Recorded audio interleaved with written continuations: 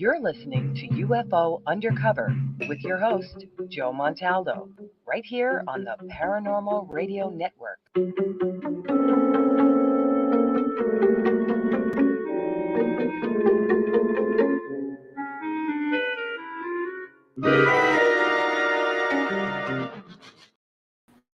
I had had enough. Well, you drove out there into the middle of nowhere and had some sort of loud verbal display challenging ET in general out in the middle of nowhere? That's what I was doing. I actually had a pistol in my hand at the time. I was really ticked off. When I was having this fit, I was waving the gun in the air, okay, and I had this fit. And at this moment, I said, okay.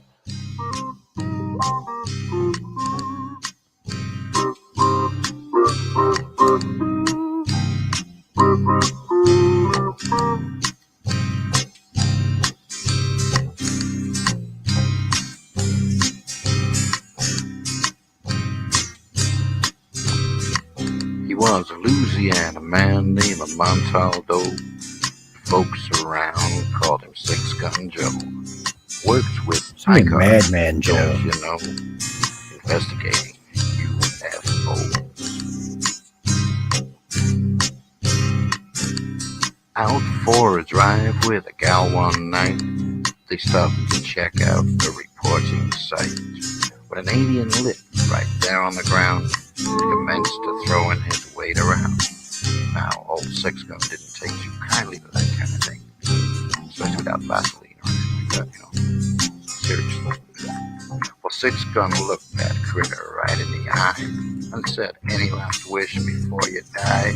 Yo, reached for his gun, quick as a twitch, and said, "Fill your claw, you son of a bitch." Now a legend spread across the land about this pistol-waving man.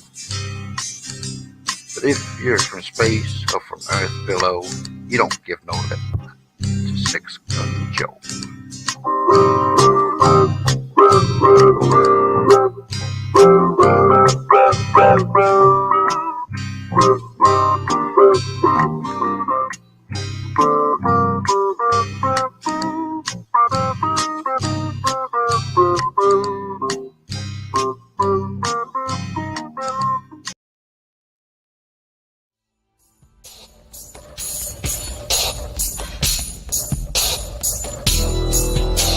welcome to the Outer Realm with Michelle DeRoche and Amelia Pisano. Airing live on the United Public Radio Network, 105.3 FM in New Orleans.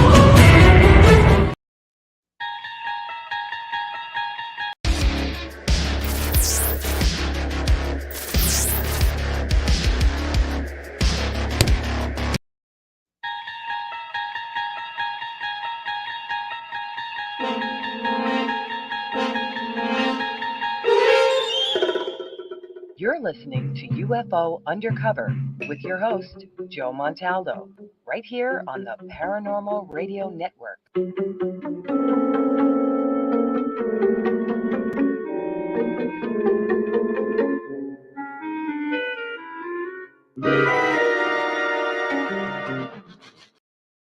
Welcome to UFO Undercover.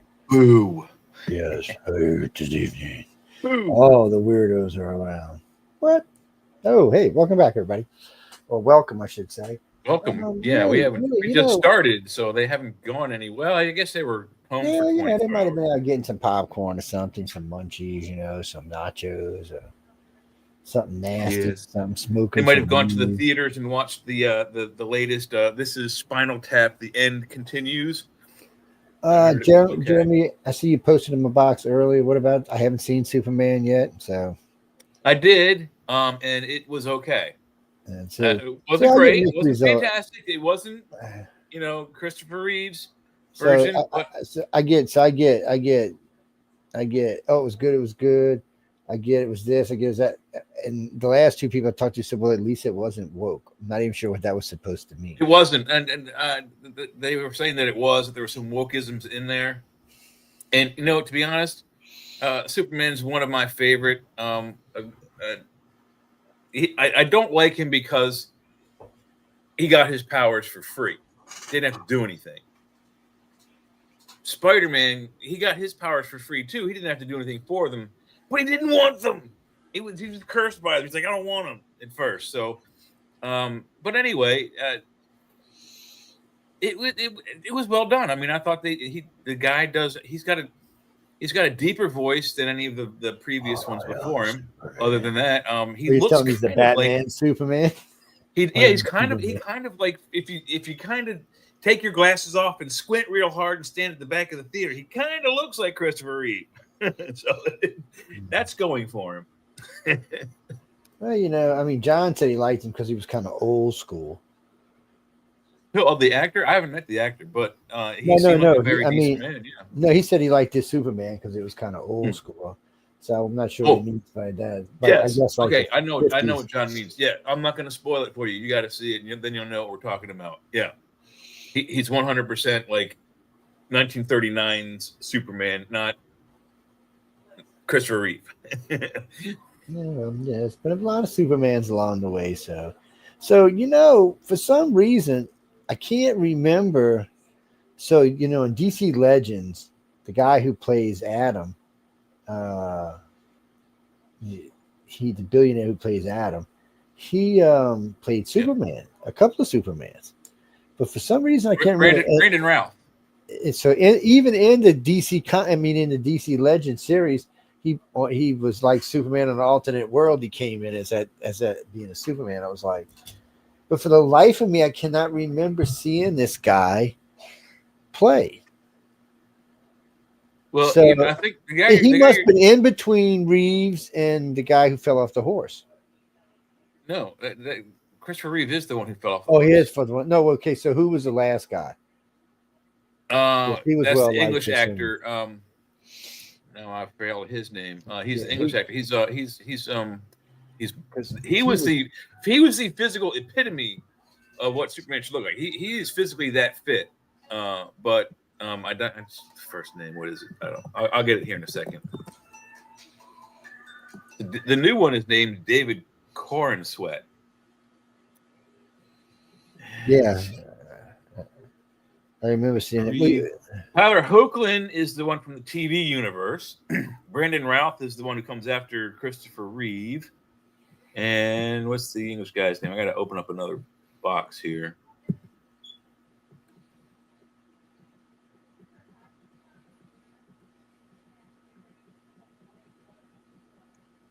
Where the hell is it? There are so many Supermans. I'm getting all the cartoon dudes right now. Henry Cavill. Henry Cavill was the most recent one before this guy. Yeah, so we'll see where he fits in. Just I don't know who my favorite was. Physically fit looking, he looks more like again the Christopher Reeves, but voice wise, he's more Batman. Like he really is more Batman. Wait, so how many superheroes did he have with him? I heard he brought in backup. So, well, there's a few screenshots with Nathan Fillion, the actor Nathan Fillion playing Guy Gardner, Green Lantern. I don't know her secret identity's name, but the Hawk Girl is in it, and Mr. Fantastic, a guy I'm not really familiar with in the DC universe, but the guy who plays DC Mr. Fantastic or Mr. Terrific was pretty good. It was a really cool role. As long as everybody's having a good time, that's all that matters. Yeah, I think you'll like it. It's available on Disney now if you have Disney or Hulu. Actually, Jim, we were just talking about the new Superman. Well, I know it showed up on my Max the other day. That's why I was asking. And before anyone in the audience criticizes me or Joe about talking about Superman, number one, audience question. Number two, he's an alien. That's right. He's a fictional alien, but he's an alien. He's not human. He's from Krypton, man. He's from Krypton. What was cracking me up, I was listening to the guy who's playing Lex Luthor, hero worship, the Superman guy. He is awesome. So, but this is so funny because the only and best Lex Luthor ever. So I've seen a couple of good shots with him, in the different clips, but he's so funny because I'm listening to him talk the other day about doing Superman, and he's hero worshiping Superman. Yeah, but he was the best. He was Beast in the Marvel redos for the X-Men. No, but I mean, it was just funny knowing the guy was hero worshiping Superman and knowing he was the guy trying to kill Superman. Yeah, it's kind of funny. That's what makes it. That has to be what makes it so much better. He is fucking. Sorry, pardon my French. He is fantastic. He is really, really, really, by far. He is by far the best, closest to what Lex Luthor is in the comic books. Lex Luthor like vehemently hates Superman. And Superman's so cute. Really well. Nicholas Hoult.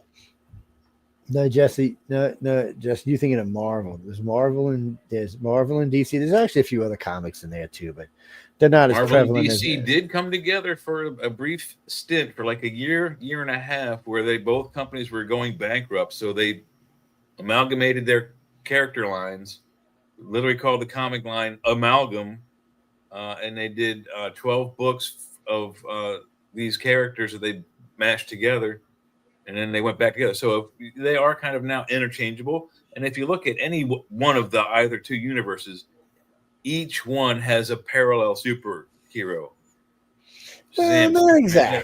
They do have some very, very. Yeah, they do. Not really. Not really. You can see it. First off, there's no Superman in Marvel. They're just not. There's nobody. Captain Marvel, dude. Captain Marvel is Superman. No, Captain Marvel is not He's Superman. Powered Captain by the Marvel. universe. Well, first He's off, the Captain same Marvel. thing.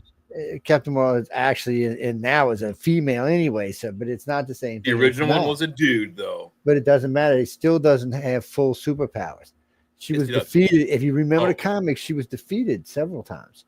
So the thing of it is, she's good, but she's not that. And actually, if you're going to do that, Jean Grey is more powerful than she is.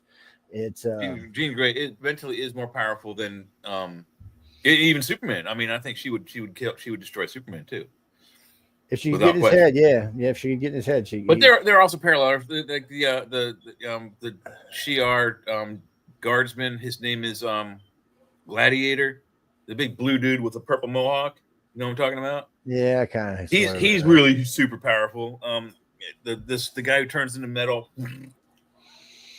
He could be almost. So Jesse says, "Who is Batman in Marvel?" There's no Batman. Batman in Marvel is actually Spider-Man. He's close. The closest. No, he's not even a billionaire, man. He knows he's not. He's not. No, he's not. And no, Batman has no superpowers. Remember that. None. They gave him one. DC finally gave him one. He has the superpower of a hyper. Oh God, what is it? He's on crack. In other words, man. No, they actually gave it to him. It's like hyper reasoning brain or hyper. Well, the last couple of Supermans, he's pretty old, man. He's like, man, just shoot me now and be done with it. Yeah. He's Superman and Batman. If they were real people, Superman would not have aged much because of his longer lifespan. But and the fact the sun regenerates him. Superman would probably, if he stayed on Earth, would probably not age beyond like the age of like 30, 35. Besides, he'd had to kill Batman by now for trying to kill him so many times. So. Yeah. Actually, in the comics, guys, Batman tried to kill Superman a couple of times. Yeah. Yeah. He would have killed him. He almost killed him last time in the damn movie. Mm-hmm.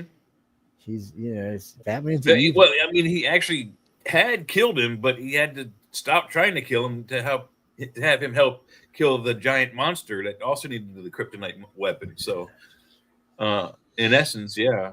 Yeah, and only because Superman didn't want to kill Batman. It's just a sad story. What can I tell you? It's what do you mean? Who's the better out of what?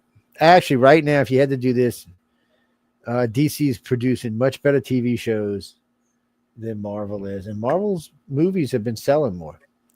Mhm.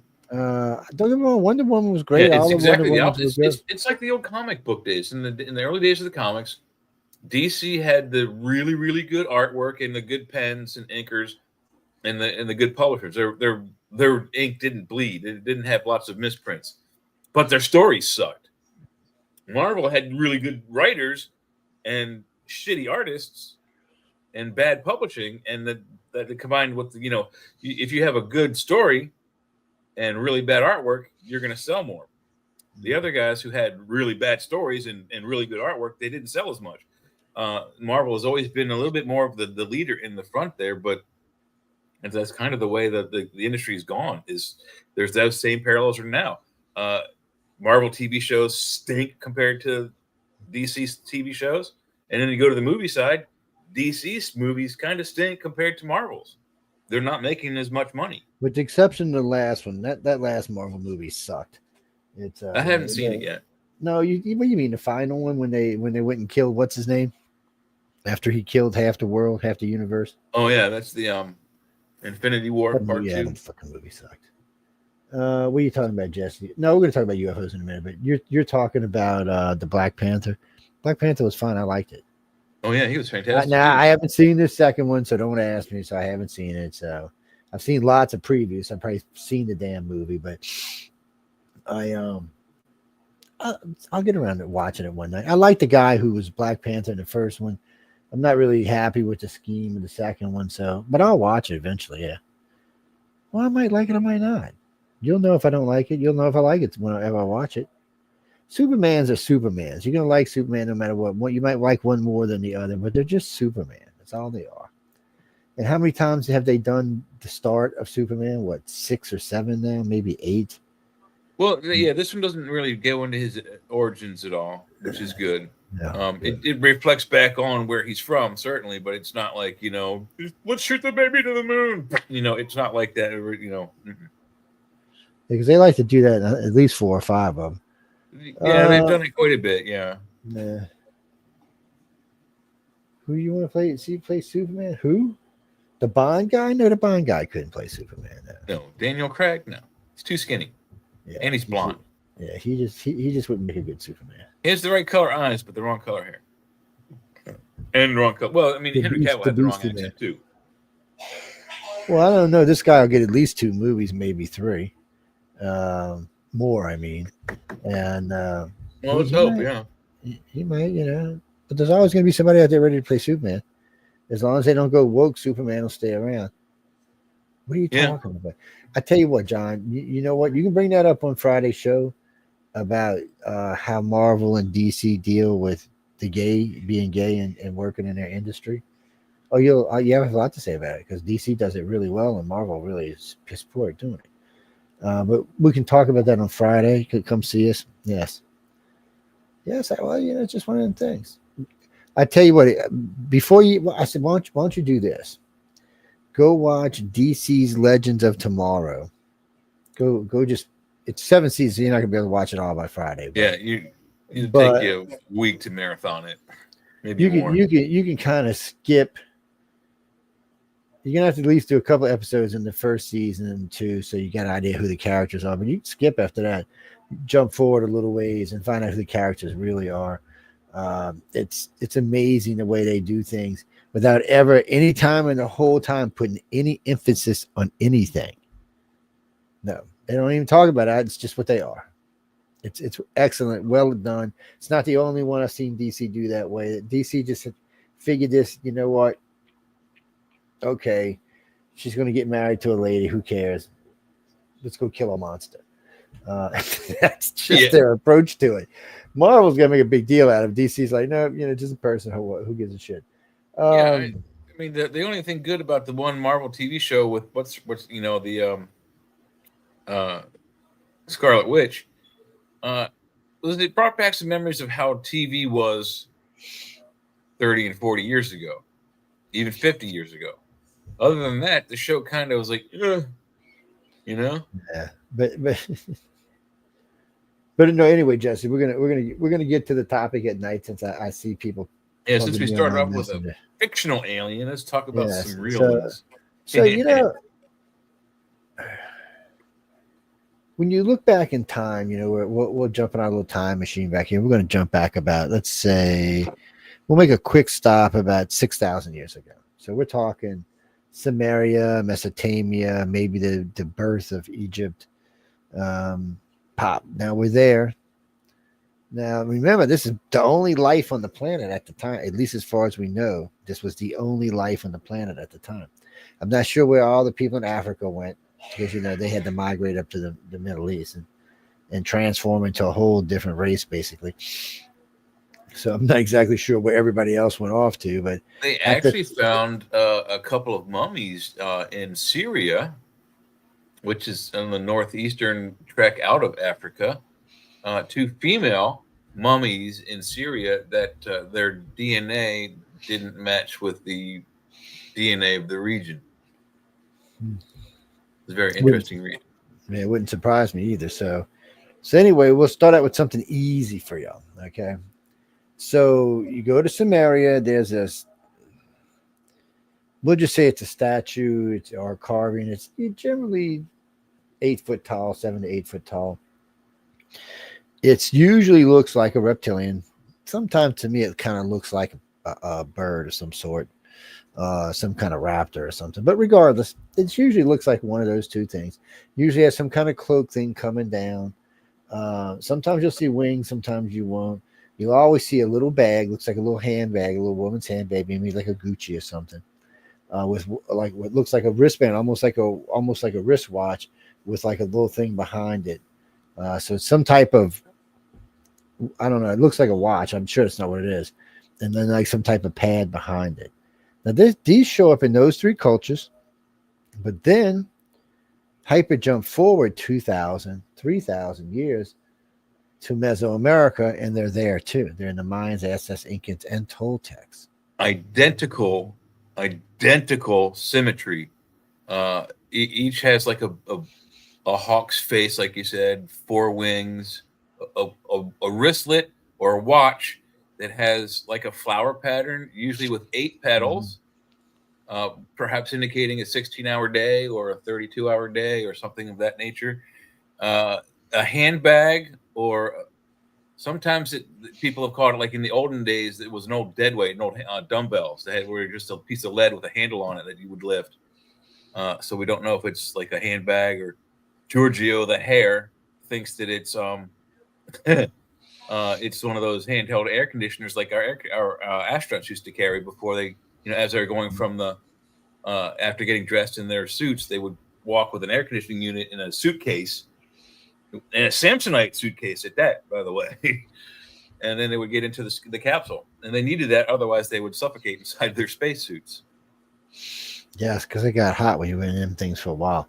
I don't know what these are, and some of them look like raptors. I mean, some of them do kind of look reptilian, though. I'm sure there's maybe snake reptilian. I don't know. Anyway, they just, regardless, they got that same kind of look in their face, like, hey. But the funny part is, when you look at your face, you think, oh, I'm going to get eaten. But then when you look at the rest of them, you're thinking, well, wait a minute. What exactly am I looking at here? Some reptilian race of some sort, some bird race of some sort. Can't rule that out either. I mean, what exactly? Some raptor? Maybe it's the advancement of everyday raptors. What the hell do they call them anyway? Guys, you know what we're talking about? I'm sure Jay's going to post one for you. If not, I'll find one. I'm trying to find a good one if I can get through this stupid web page here. I guess not. Damn it. You know what's bad is I got them on my other computer, but I got a lot of stuff I got to transfer onto this computer. Actually, I think I'm actually have to add another drive to it. It have to be an account to see that picture. Sorry. It's we love you, people of Earth. Jesse, where are you at? Where are you? Oh, I see it. Never mind. There we go. Marshall It is Islands. What you over. doing the hell down there?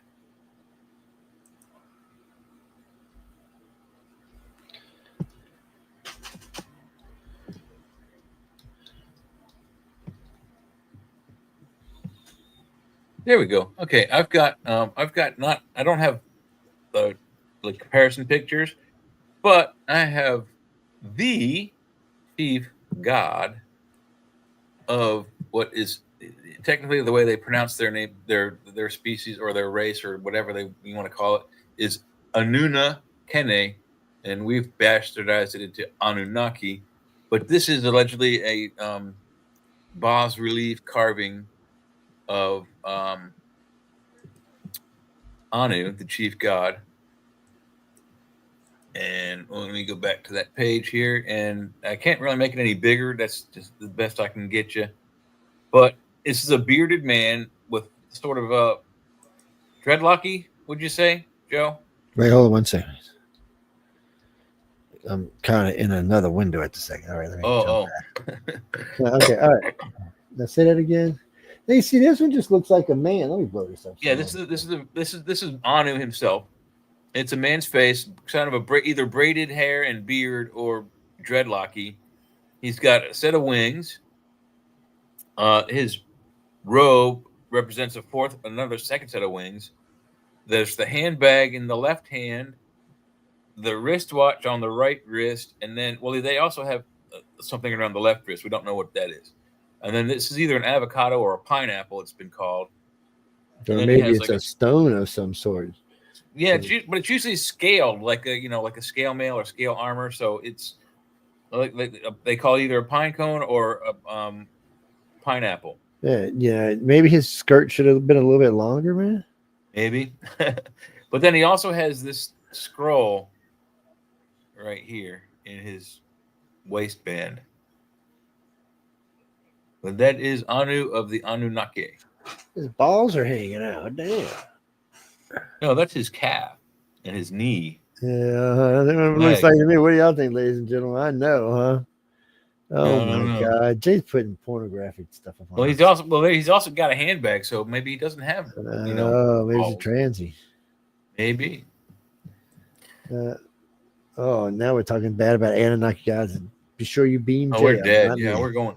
We're going to the Anunnaki version of hell. Y'all be sure y'all get Jay. Leave me out of this. What are you talking about, Christopher?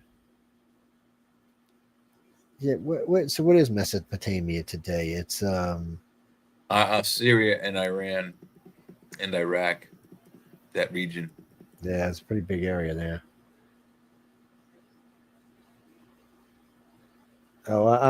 Anyway, Michael, so when you go back and you look at these, and you're going to find these in Samaria, and you're going to find these in Egypt, you're also going to find these in the Mesoamericans. I don't think it's supposed to be the same person. It just seems to be whatever that area is worshiping is what it looks like, but it seems to be dressed mostly like the other ones, like they're all part of the same thing. Well, it seems like, and there's lots of bloggers out there that are doing stories on this, that Anu was Zeus and Jupiter and all of the gods they're saying were these Anunnaki beings, just had different regional names. Thor is Apollo, and Jupiter and Zeus and Anu are all the same person. They just have different names in different colloquial regions. That's what the data is telling some of these people. It's Jeffrey, what are you talking about? Mesopotamia is an interesting time. Very. It's the beginning. The government with which we rule this country was actually developed by a man named Hammurabi, who came from that very region, and he got his ideas from the guy just before him, who was actually a tyrant. No, John. Mesopotamia is supposed to be the birthplace of man. Mm-hmm. It is. I should say birthplace of civilization. Let me correct myself. Well, it's also where they suspect that the actual Garden of Eden, if there was a place, that's where they suspect it is through biblical, just like what's his name, Heinrich Schliemann found Troy through biblical references or text references in books. Through biblical references and Torah and other Talmud type references, they think they found a region just between the Euphrates and Tigris rivers where they think the actual Garden of Eden existed. It's under one of the ears of the Red Sea now, but they think that's where it was. It's well, here's a map of it right here, and then let's see. I don't know if I can mess it up. Okay. Yeah, it should be a place where two rivers come together as a cross.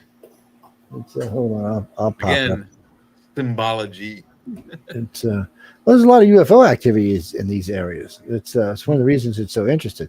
Way back then and today, there still seems to be a lot of interest in the area. Allegedly, Joseph followed a star to bring Mary to Bethlehem to a specific spot, that manger that this light hovered over, and that's where Jesus was brought into the world. Okay, allegedly. That's an alien story if you ever have heard one. I know. Okay, there y'all go. Let's see if I can make it bigger. Oh yeah. The green, I believe, is Mesopotamia. Oh, there's Leah. Yeah, the green part's yeah. There's two rivers, the Tigris and the Euphrates. So where did my big fat finger go? Hey Leah, what are you doing, sweetie? He's driving. I'm driving. I have to go to the hospital tonight for a sleep apnea, like a sleep disorder study. Oh. You know, when you're an alien and you're an abductee, when you go to these studies, things can go crazy. Shit can start floating around the room and shit. Well, apparently the last time I did it, it was a take-home study, and they sent me home with this weird contraption that was supposed to log my sleep patterns, and it claimed that I slept for a full 8 hours, and I know for a fact that I didn't. I was up and down that whole time. Maybe you weren't. Maybe you were dreaming you were up and down. See, no. You might have I been. couldn't sleep that night at all, so anyway, I had to go into the hospital to do one in the hospital. Yeah, we might not see Leah again, guys. They may keep her for a while. They may have a special pink room for her. Yeah, they're gonna be like, nah, she can't. We're committing her. We're just gonna keep you for a coffee stay. For 48-hour evaluation. Yes. Yeah. I've done a couple of studies over time. The doctor always tells me the same damn thing. He said, we just consider you a healthy insomniac. I'm like, really? He's like, yeah. He said, because it doesn't seem to affect your body or your mind. He said, so. Yeah, because it's too late. It's already been affected. No, he's just like, he's honest. But he said, some people just don't need 8 hours. He said, maybe when you get older, it'll just catch up when you start sleeping 16 hours like a cat. I'm like, all right. Yeah. I said, Big cats do sleep about 16 hours a day. Lazy shit. Hey, they're up for those 8 hours at night, though. Yeah. And for those 8 hours. Not my cat. I'm talking big cats, Lee, like lions and tigers and bears. Oh. Yeah, they're definitely not. I mean, cats in general, even domesticated cats are nocturnal, aren't they? Yeah, but cats will sleep as much as you, especially if they have food readily available. They'll sleep as much as you let them. Well, but also they'll also tend to pick up the patterns of the people they live with. So when you're away from the house, they'll do whatever they feel like. But when they'll get used to your sleep patterns eventually and start sleeping when you do and being active when you're not home. I just take the squirt bottle out and squirt her. Yeah, they're cuddle bugs. Ooh, cats are stinky. Some of them are. Oh yeah. True. Very true. Stinky old cats. The dogs are stinky too, though. Not my dogs. My dogs smell like pretty. They smell pretty. Your dog smells like pretty. Your dog smells like sauvage. It smells like pretty princess is what it smells like. Or tacos. Macho man Randy Sauvage. Now unless it's dinner time and then they smell like whatever they got their face in at the time. But They're little girls. They have to, they had little bows and had their little perfume on and stuff, their little dress and stuff. They're spoiled. My dogs are not allowed to be dressed, by the way. It's no rule unless it's freezing outside. It doesn't happen. Actually, Jimmy. So in Mesopotamia is also where they thought the ark was. That's where they thought it had last place it had been seen. Yeah, you opened it up and it tanned your face all nice and pretty red because you shouldn't have been sticking your face in alien technology or God technology, whichever one you want to think it was. Because or you weren't wearing the right protective gear, so you weren't, burned by the radiation inside the box. Yes. Oh, Denise, we got one or two guests coming on this Friday. We'll be talking about that. Yeah, we'll talk about it. No, really, we'll talk about it. Yeah, just ask me on Friday night. It's not tonight's subject. That's all. It's one of those things. Well, I mean, the reason we brought up Mesopotamia because there's a lot of stuff they talk about extraterrestrial wise in Mesopotamia, also in Samaria and Egypt. That whole area seemed to have been a hotbed for a long time. Clark, that's a good question, and you're right about the amount of UFO activity in Africa itself. It does seem to be low compared to everywhere else. Well, I think that's because everything that's happened there is done with. So, well, I don't even know if it's that. What was the overall populations, and what is the population today of Africa? It's very small, but I think whatever experiments were being done there have concluded, and whatever, if you want to take the out of Africa theory to, it's penultimate, then that's where, life began, is somewhere in Africa. Well, no, I don't think so. We think it happened in Mesopotamia. But the spread of hominids before the invasion of the Anunnaki, yeah, definitely. I get in trouble with some so-called indigenous people today from Mesoamerica. They were telling me we're indigenous and we have the rights to be here and blah blah this and blah blah that. I said, well, you know what? I'm going to send Uncle Bob to ET down to visit you, and then you can tell him how you on his land and you indigenous. And they were like, wait, what? I was like, you can explain it. I said, but you can't be indigenous. He's like, why? I said, because you came over in the land bridge. I said, how can you be indigenous if all life on this side of the world crossed by coming over the land bridge? You're not indigenous. You're just like the rest of us. You're an invader. And yes. Yeah, but we did it best. Because we're evil. No, I'm just teasing people. There's just so you start looking at the different things that look extraterrestrial back then. You jump over to Egypt. I mean, the stuff is everywhere. Everywhere you look in Egypt, it looks like there's something extraterrestrial in there. You mean the pyramids? No. Okay, I'm going to tell you what happened with the pyramids. Jay and I had a bet, so we built a time machine. We leap backwards in time, showed them how to build the pyramids, jumped back in time, lost the technology for the time machine. So now it's just a big confusing mess again. Actually, we didn't lose it. Some thug at the White House knocked us on the head and took it. Yeah, that's pretty much what happened. Wow. Okay, man, that was scary, girl. You can't scare me like that. I am old. Oh. I mean, even Fiona jumped. She was like, "Whoa, what is that, Daddy?" I know. I seen Martha twitch up there. She went, "Whoa, what's up that?" No, Denise. I mean, there's lots of proof that something was visiting. So I always tell this. One of the most interesting things you'll find is, okay, I think 1780 or 90 was when the first hot air balloon flew. I could be wrong off by a decade or two, but no, you're about right. 1880s, 1890s, right around there. So before that, anybody seeing anything flying in the sky that was not of a bird origin should have been of interest for any investigator, because it was okay. No, so I do think now we can go back as far as maybe 12th century. So Da Vinci was 14th century, but starting around the 12th to 14th century, some concepts of flying devices were, conceptualized by various people. And we'll just start with Da Vinci. Yeah, but they weren't flying. But anything, 14th 14th century. Yeah, they weren't flying; they were just concepts, right? But the concept still exists.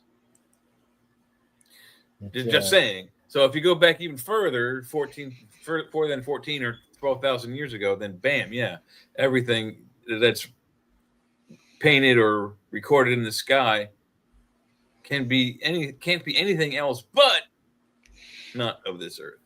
It can't be. It can't be. It can't be anything else. So yes, I was right on the money. I said 1790. It was 1783. First man. I have a question. Paris, France, no less. What's your question? Is there have you done any research, either of you, on how the population has fluctuated since like the beginning of recorded history until today? You know, like how many more people are on the planet now versus because of, procreation than back in the Sumerian times? There's somebody did like an animation of like from like Sumerian times forward by not by decades but by civilizations. So like you went Sumeria, Acadia, Babylon, Rome, blah blah blah blah blah, all the way up till modern times, and it showed the population bloom, and it's like 100 times more than it was ever. I mean, we're pushing 8 billion right now, and in the next 2 years it'll be 10. Yeah, maybe 9, but still. Or 9, yeah, still. It's it's hard to say because it's just we're not a good chunk of the planet isn't really breeding right now. China's slowing down. We're almost going backwards. Europe's almost going backwards. We actually had a higher rate of what do you call those, abortions versus deaths in the most recent decades. Oh yeah, it's kind of sad. It is more of those than births. That is just sad. More abortions than births. Jamie, I had it somewhere. You know what? Let me look. I know it's on this computer somewhere because I sent it over here. Let's see. What did I do with it? It's on here somewhere. So we're going to jump back to. So in 10,000 BC, the population was less than 2 million. Worldwide, by the way, 2 million. So that's a best guesstimate too, by the way. It is a best guesstimate. And that's a best guesstimate. So that would say that in 12,500 years, 12,200 years, right?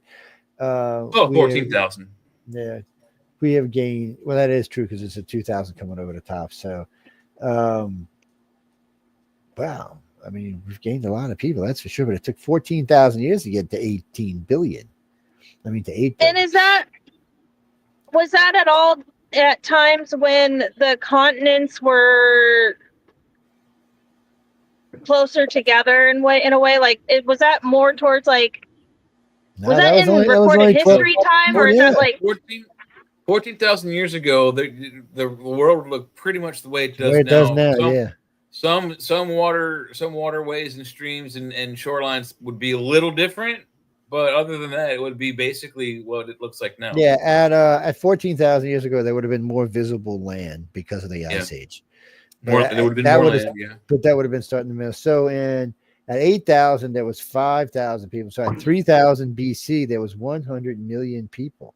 Wow, a lot of people.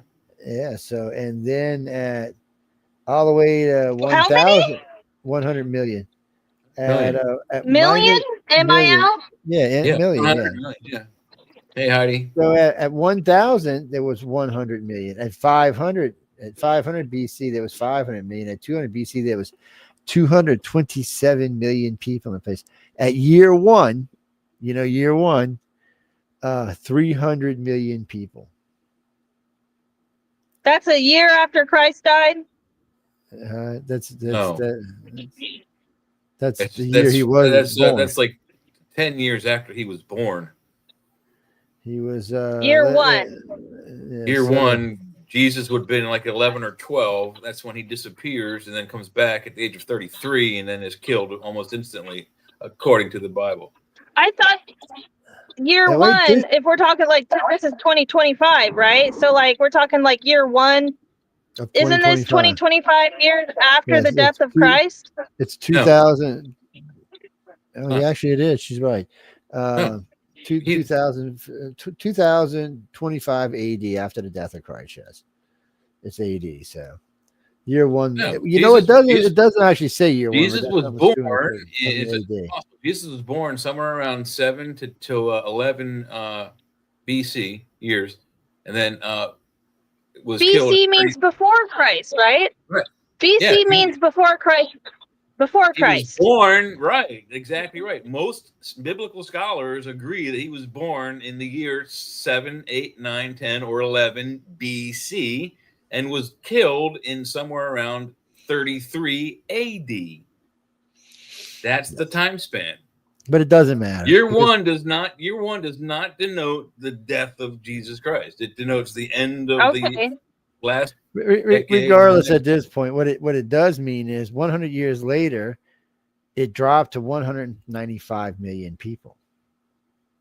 So there was a big culling. 105 million people. Something happened. I don't remember there being nothing big going on in that time frame. Wars, or it could be nothing. I mean, and then here we go. Now here we go. 200 years. It's only 202. At 300 years, 205. It's not moving very much. It stays pretty stable, doesn't it? 400, 209, 500, 210, 600, 213, 900 AD. Wow, 269. Wait, that sounds engineered, though. We're 1,000 years in now, and it's only 295. So from when we're talking about year one to year 1,000, it still hasn't recovered to the 300 million. So at a year 1100, the population was between 400 million, 450 about 1,500. No, wait, listen. This gets crazy because it took 1,000 years for it to bounce back to 300 million. But then 1100, it's at 450 million. Yeah. So it's a huge jump in just 1 year. I mean, in 100 all years. the 300 million came back all at once. And yeah, basically. And then 1,200, it's 500 million. 1,300, here we go again. 500 million. 1,400, 500 million. It's it's engineered at a Does it happen to say like what? Well, a lot of people get sick. You got to remember that they didn't. People didn't live as long. Lifespans were short. Yeah, lifespans were very short. In the 1600s, 600 million. Now we're getting closer to our time now. 1800s. 1 billion people on the planet in 1800. 1 billion? 1 billion. That's what it says. Does it happen to say where, like, the territories of the world where the populations were more gathered? Not on this one. They got them like that. So this one, that, by the way, they're different. And I'm only going down 2 of the maps. There's actually 3, 4, 1, 2, 3, 4, 5, 6, 7, 8, 9, 10 different groups talking about this. Clark, Durbin, Tomlinson, Jones. Anyway, each one of these talk about the time frame and how many people are living. So I've been kind of taking between them. So as of 1940, the consensus was there was 2,300,000,000 people on the planet. So that was 80 years ago. So in 80 years, now we're talking 2,000, we're talking 12,000 years of history here, and got to 2 billion in 12,000 years. So in 80 years, we have added 6.4 billion to the population. In 80. Something isn't stirring the Kool-Aid there, man. 80, yes. Not stirring the Kool-Aid. 80. And if this trend stays true, by 2030, there will be 17 billion people living on the planet. Unless we're going to Mars and the moon. I remember in a college class I was taking, there was a study that we were doing that claimed that the Earth could not sustain more than 9.5 billion people on the planet. Oh, easy. It can sustain that easy. So the current think tanks have the maximum sustainability of the planet when converted correctly to around 35 billion people. So all they're going to do is, well, we got to remember, most of our oxygen comes from plankton, not from the forest. So all they're talking we about still doing, need a lot of forest. Sorry. well, not as much as you think we do, but we do need some. But what they're going to do is, the U.S. most of the forests here are in the mountains, so you can't really use it for farming land. We're maximizing our farming land pretty well, but not in South America and other places around the world. We can maximize it and put in what they call it. They're high intensity plants. They're not even trees. They're just plants that make oxygen at about 50 times the rate of the best plant on the planet right now. They've got these things, by the way. They're designed to go to Mars. So they'll use those and they'll convert all this other land into growing food. We'll start beaming down energy from space. We'll either use helium-3 or we'll start putting microwave systems in space. By the way, the Chinese are fixing to put one up in just a couple of months. Yep.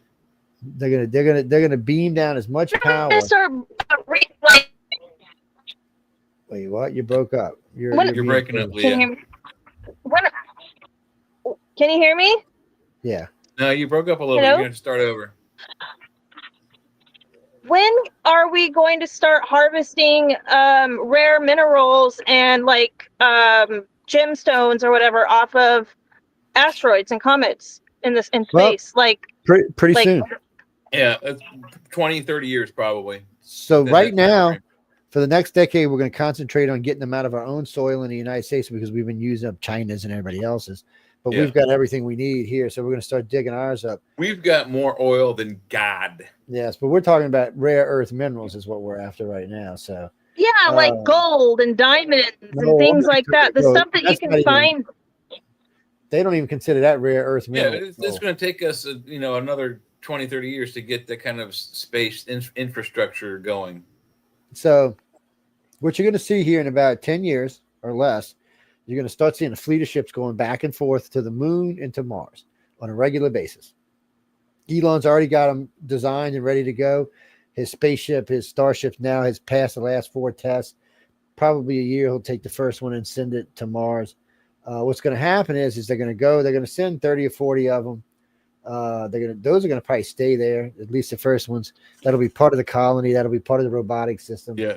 That'll be part of the shelter infrastructure. Yeah.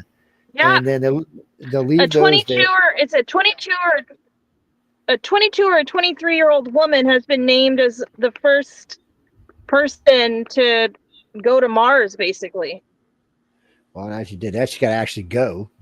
It's as far as I know, we ain't sent nobody to Mars yet. Oh, we have. I mean, but she's been named as like she's the first one on the list. Well, we'll see. Yeah, we'll see. Eli and I got a deal. Eli and I got a deal, so she better not be first. I'll have to take him out, man. But it's but anyway, his goal is to have no less than 100 ships going in each direction. That's 200 ships going in each direction all the time. Yeah, simultaneously. So one for one, one's coming and one's going. His goal is if he does what he says he's going to do, he'll own half the territory in Mars in less than 50 years. And it'll be his because they're going to go just by the Wild West. If you can fence it, it's yours. He's going to go full out 007 Drax on our asses. Plus, by then, he'll have almost 60,000 Starlink satellites surrounding our planet. I was about to say, he's already done it. In 007, how long will it take to get to Mars? Depending on which one they're talking about, a couple of months. Yeah. The new system's got it at 3 months, 2 weeks. That's at the closest perigee. At apogee, you're looking at probably 5 to 6. Yeah. No, actually, that's just. I would do it in a heartbeat. That sounds fun. I would, if they set me up with all the right gear and all the right, freeze dried ice cream, I would be there in a heartbeat. To be able to make real ice cream. For those months, most people would be asleep for the most of it. Maybe. I'd be up sneaking all the freeze dried ice cream. They maybe not be. I was listening to Elon talk. Well, depending about on the size of the crew, the more humans there are, the less likely you would be. Not necessarily. They wouldn't put you in. You wouldn't be suspended animation, but they, an induced coma if there was like a large contingency of humans, because you just can't pack enough food, water. I've been in an induced coma. Well, yeah. That's what would happen probably if there's a lot of people. So right now the Starship is designed to carry 100 people for 6 months, one direction. It's that's what it's being designed for right now. So that's basically the submarine. So, but what Elon actually said is there'll probably be less people on there in the beginning, 40 or 50, while they're running more supplies. Because it's going to take a little while. They got to get places for them to stay before they can send more people. You can't just start sending over, 500, 600, 1,000 people at a time. Here comes 10 ships, ain't nowhere to put them. What you going to do with them? Send them back? Well, if you want to get rid of a population, you can do that. So I know. But so they're talking about one of the base camps they want to set down somewhere around Olympus Mons. They actually want to put 2 down around Olympus Mons. So they're going to start exploring it to see top what's side inside and bottom side base. Well, they're looking for places to get inside of it and be protected from meteorites and meteors. Well, and I think they've already found a place to go inside of it, hadn't they? I don't know, but I think they want to get in and look around and see what they're going to do, because you know what they're going to do. They're going to go in and sealed off areas, put either shielding or some type of. They'll brick it up and put doors and airtight doors in it so they can airtight the whole area. That way you can do a big area and make it. But don't they already have like LiDAR scans of a possible canyon, which is why they're looking there? I wonder about that, because I've heard them doing LiDAR scans there, but I've never seen any LiDAR scans from it. I think there is a rumor about that going around where they have LiDAR scanning of the feature Olympus Mons, and that there's the possibility for a large chamber directly in the center underneath of it. Well, I remember one of them. I can't remember if it's. So I think it's one of the rover probes. Right? One of them's got a LiDAR scanner on it because they were talking about it, but I don't know where it's at in line up with the volcano. So no, you'd have if you want to use one of those. Unless does that thing fly? I don't think it does. It's on the ground, so that thing, if it has LiDAR, it's for looking at like mountains. No, I'm talking about its home satellite. So when they send a rover over, they always send a orbiter with it. And there's an orbiter that stays in orbit all the time, monitoring the planet, and then there's the rover. It's a package. And it's also a communications relay too. Yeah, it is. It's a communications relay too. So it's so that way it also stores stuff as well. Yeah, it has a LiDAR on it, because they've been talking about scanning the ice caps and seeing if they can find anything underneath them. And they've been talking about scanning Marina Valley to see if they can find anything in there. Yeah, and they did also, didn't they also they did 2 or 3 passes on Cydonia on the face on Mars, and using LiDAR they kind of erased the face with it. That's what. They pretty much erased the face with it. It's but it didn't erase the pyramids. No, or the what looks to be or the city complex. Yeah, it didn't erase any of that. Well, it's not even that, Jesse. It did erase the face, but the slopes of the face, that weird where it's kind of square in the back, rectangular on the side, and round in the front, that was all still there. So it was some type of pedestal or base for something, probably some kind of building, but. They're going to definitely find ruins on Mars. I don't have any doubt about that. And I think what's going to bother everybody the most is some of those ruins are going to look like stuff you see on this planet. Pyramids, obelisks. I think our ties to Mars are much. I've been on record for 30 years saying our ties are much closer to Mars. Yeah, I agree. Speaking of Mars, what is this about finding solid proof that there was life on Mars? A couple weeks ago. Yeah, it's about the 4th time they've announced something like this. This is something they found in the bottom of a spring bed or a riverbed. They didn't say which one it was, and it had some type of imprints of life or pock marks of life. It was a fossilized bacteria on the surface of Mars. I mean, does that actually prove that? I mean, I can see how some people, but not intelligent life.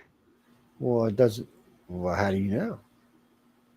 It doesn't matter if it's I mean, intelligent or not. are they Well, capable? So no, Are but they I agree. It doesn't. It capable doesn't of prove. arithmetic?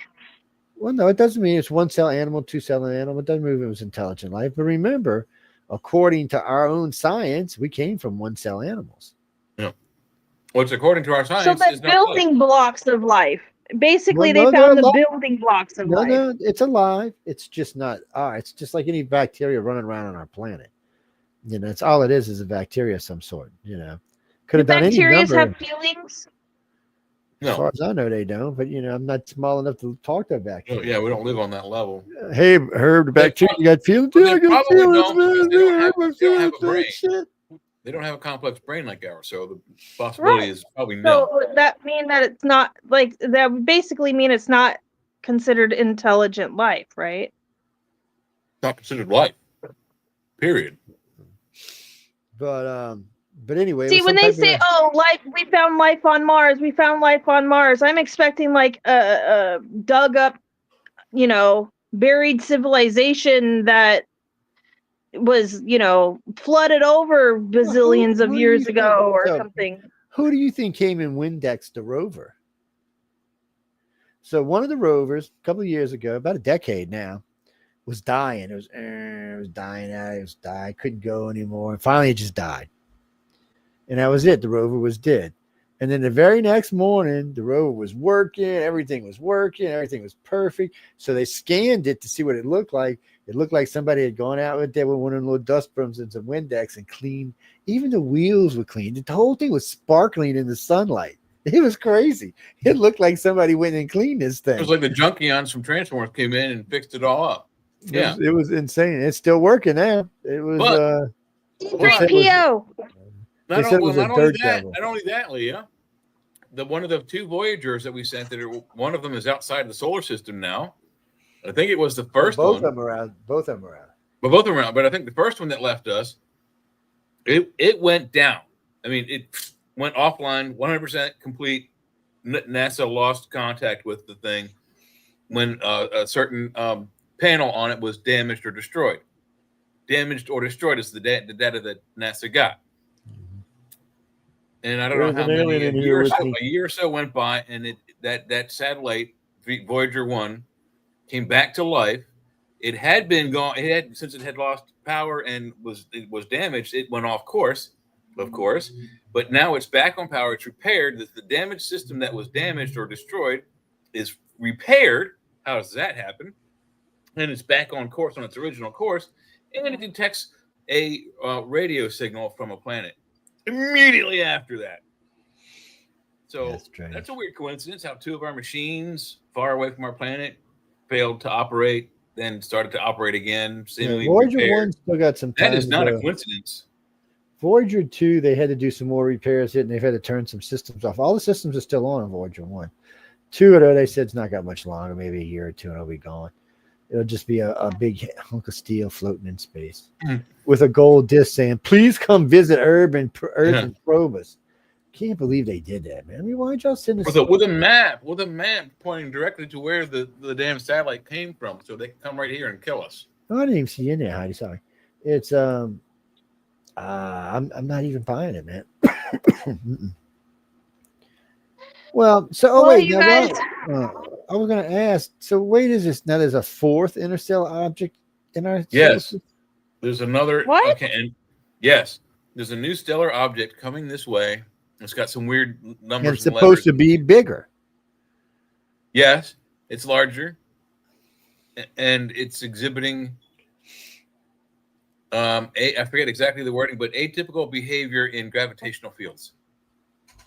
So is it a possibility that these interstellar objects that are popping up out of the blue could have just like always been lingering around and we didn't have the high power technology to detect it until recently? Not these. No, somebody's throwing shit at us. These are going to leave the solar system and never come back. So it's very strange. Now they could all came from the same place, and it could make sense that they're coming in the same time periods, because if it was a disaster of some kind or something, there were a group of them flying together or something. But if I remember right, two of them were coming from near Vega, one was coming from somewhere else, and I don't even know where this fourth one's coming from. But none of them are supposed to be close by, millions of years and stuff. Oh, it took them to get here. They don't Wow. know. Ouch. Well, you guys, I'm going to get ready for my sleep disorder study. Go get ready. Sorry, I have to skedaddle. Tell them no handcuffs allowed. Them doctors are weird, man. Tell them no handcuffs allowed. It's a good luck on it. Well, maybe you'll sleep good. You never know. Maybe you like, sleeping when people are watching. No, they're not going to be watching. They're just going to hook me up to a bunch of sensors and and sit behind that monitor and watch you. They're going to monitor my heart rate and my breathing patterns. That's a boring job. Monitor my heart rate, my breathing patterns, and what stage of sleep I'm getting into, whether or not it's REM sleep or deep sleep, stuff like that. Okay, off to all the contactees listening out there and all the abductees listening, think abduct Leah. Right smack in the middle of the sleep study, abduct Leah. You went completely blank for 4 hours. I mean, your heart stopped, your brain stopped, your breathing stopped. What happened? You were in the bed. We couldn't wake you up at all. Abduct Leah, people. Come on. Bob, go tell your buddies. Abduct Leah. They'd be like, you have extremely severe sleep apnea. Yeah. You should be dead. Yeah. I don't know. Well, I hope you guys enjoy the rest of the show. I'll catch you. I'll catch you this weekend. Yep, Friday and Saturday. All right, cool. Yeah, we got some guests coming on Friday. Well, shoot me a link and I'll stop in and say hi. Well, okay. Go to sleep. Go to sleep. All right. Good night. Good Bye. It's maybe we should have sent her a lightsaber to sleep with. Yeah. Make her feel more comfortable. It's like a nightlight too, Yeah. Cut your doctor's fingers off with it. It's like, well, it's a nightlight and a white noise machine, It's like, the waves of the ocean put you to sleep. So you get them. What's the wonderful hum of the lightsaber blade. I have Yoda down here staring up at me. Yoda, what do you want? I should have named you Yoda. You look just like Yoda in the face. I painted her face green. She looked just like Yoda. Yep. Barry Lee Lewis. Hey, Barry Lee Lewis. Where are you at, Barry Lee Lewis? Oh, Cayman Island. Oh, you the other Barry. Yeah, from the submarine. Yeah, I remember you. I seen him just I could have been but a couple months ago. He stopped by the room. I said, hi, you still down there working or? We get USOs all the time. People report seeing underwater submergible objects all the time, but I mean submersible actually, but still, it's they see them all the time. But I mean, for some reason they don't get the attention as a UFO or a YAP does. But they should, because most of them, it seems they are unaffected by water, air, and the vacuum of space because they can divert, and maybe even the inside of a volcano, because it seems that they can traverse through these different media, the water, the air, and vacuum of space, without any kind of impediments whatsoever. Nothing stops them. When we throw a penny or we throw a rock into a wishing well, it immediately diverts and changes direction, right? Whenever you throw a rock, or even if you carved a piece of wood or a piece of metal like a flying saucer and threw it in there, it's not going to go straight down. Even if you try to frisbee, a quarter into the wishing well to get that wish to go, they always tumble. They don't keep their trajectory, but these craft go straight in and out of the water, in and out of the air, in and out of outer space, and vice versa back. And we can't do that. It's got to be a good amount of thrust too, because being a particular design, it is an electronic shield that prevents the water and the air and the friction from going between these medium from affecting the craft. Something is turning physics off. Well, these things. It might not be turning physics off. It might be turning that weird shape into a round shape, though, into a bubble. Because anything. Okay, let me rephrase that then, Joe. Something in our atmosphere is ignoring our laws of physics. Well, it's called extraterrestrial. and to our very naked eyes. To our naked eyes. There's the video, the Lou Elizondo video that came out. That one of them shows one of these things going into the ocean, and it's like again, it's a bloop. It's like nothing affected it. See, I could see Sean in ancient Egypt right now with his vape in his hand, and they'd be trying to execute his ass. He'd blow out smoke. Fire and smoke, yeah. They'd be like, "What the hell is that?" They would do the same thing. They would do the same thing if we went there with a package of cigarettes and started smoking. Like, oh look, he breathes fire, kill him. No, they used to smoke like cigar looking things. No, they did not have tobacco until the Americas were discovered. I don't think they were smoking tobacco. I think they were smoking something else. It's perhaps marijuana. It's perhaps. What do you mean, Jesse? No, when you have to go actually look at the things, which stuff was on what side of the planet. It gets confusing sometimes where things actually came from. Marijuana was pretty much everywhere, but except the Americans. Hashishes are kind of regional. Yeah, people. Somebody has. You know what? We need to sue them damn Europeans. So somebody in Europe had to bring some damn pot plant over here and cause some trouble. Well, I don't know if the Europeans did it or if it was already here on, because I don't know. Something to do with I know because they used hemp to use for making rope. They actually used marijuana for it too back then because they didn't know the difference. and the sales for almost all the Navy. But I mean, they use that for a lot about that, and that was long before. There are also native, first Indian or First Nation stories of how they discovered marijuana. Was certain deer and antelope and others were playing in this particular flower field, if you will, or this weed field, and when they investigated it, by eating and cooking with it and using it in their tobacco pipes, they discovered marijuana. I don't know how true that rumor is, but that's one of the stories I heard. Hold on, I'll tell you where it was discovered in America. You know where it came from? I do not. Asia. Probably right. Goddamn Chinese invented everything. They've invented weed. They invented firecrackers. They invented gunpowder. They invented the fork, chopsticks, and the knife. And we all use all four of those. Knife, spoon. Yeah, cannabis or hemp plants originally evolved in Central Asia before people introduced the plant into Africa, Europe, and eventually the Americas. The hemp fibers were used to make clothing, paper, sails, rope, and its seeds were used as food. Well, also the oils for cooking oils, like cooking food in, and basically the whole world were potheads, and then you're gonna bitch because there's potheads today after y'all got them high for 6,000 years. It's a shame on you people. Maybe that's why the aliens come to visit, because we got the best marijuana. We got the best weed, man. Yeah. Whatever. It's was it Pete? You mean California? California is a weird place for sightings. Sometimes there's a lot of sightings there, and sometimes there's hardly none. And what most of them are is North California. Yeah. I mean, it seems like the recent ones are near San Diego, but 50s, 60s, 70s, 80s, I'd say the bulk of the UFO phenomenon in North America on that coast would be from like San Francisco up. If you look at some of those maps. Yeah.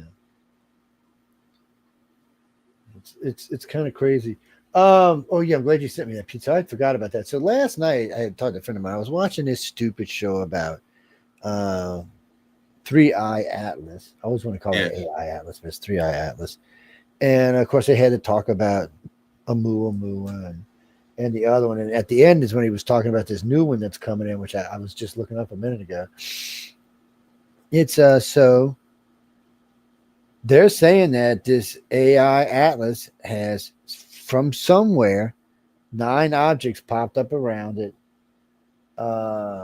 putting off a power magnitude of 20 gigatons per object. Wow. Well, one of our nuclear reactors make like 3 or 5. This is on a power, and this is 10 of them or 9 of them just kind of hovering around the ship. And it's kind of like, these stories change too much is what the problem is. So at first they said that was Omarosa, Muamua. And now they're saying it's this one. So what's the next one going to say? It hasn't gotten a name. It's got letters and numbers and symbols. Apophis is also the fourth one.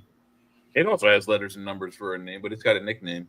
Yeah, but Apophis is not interstellar. I mean, Apophis is from Apophis is one of ours. Yes, yes, from out in the Oort cloud. But well, it doesn't matter, Jim. They could all kill us.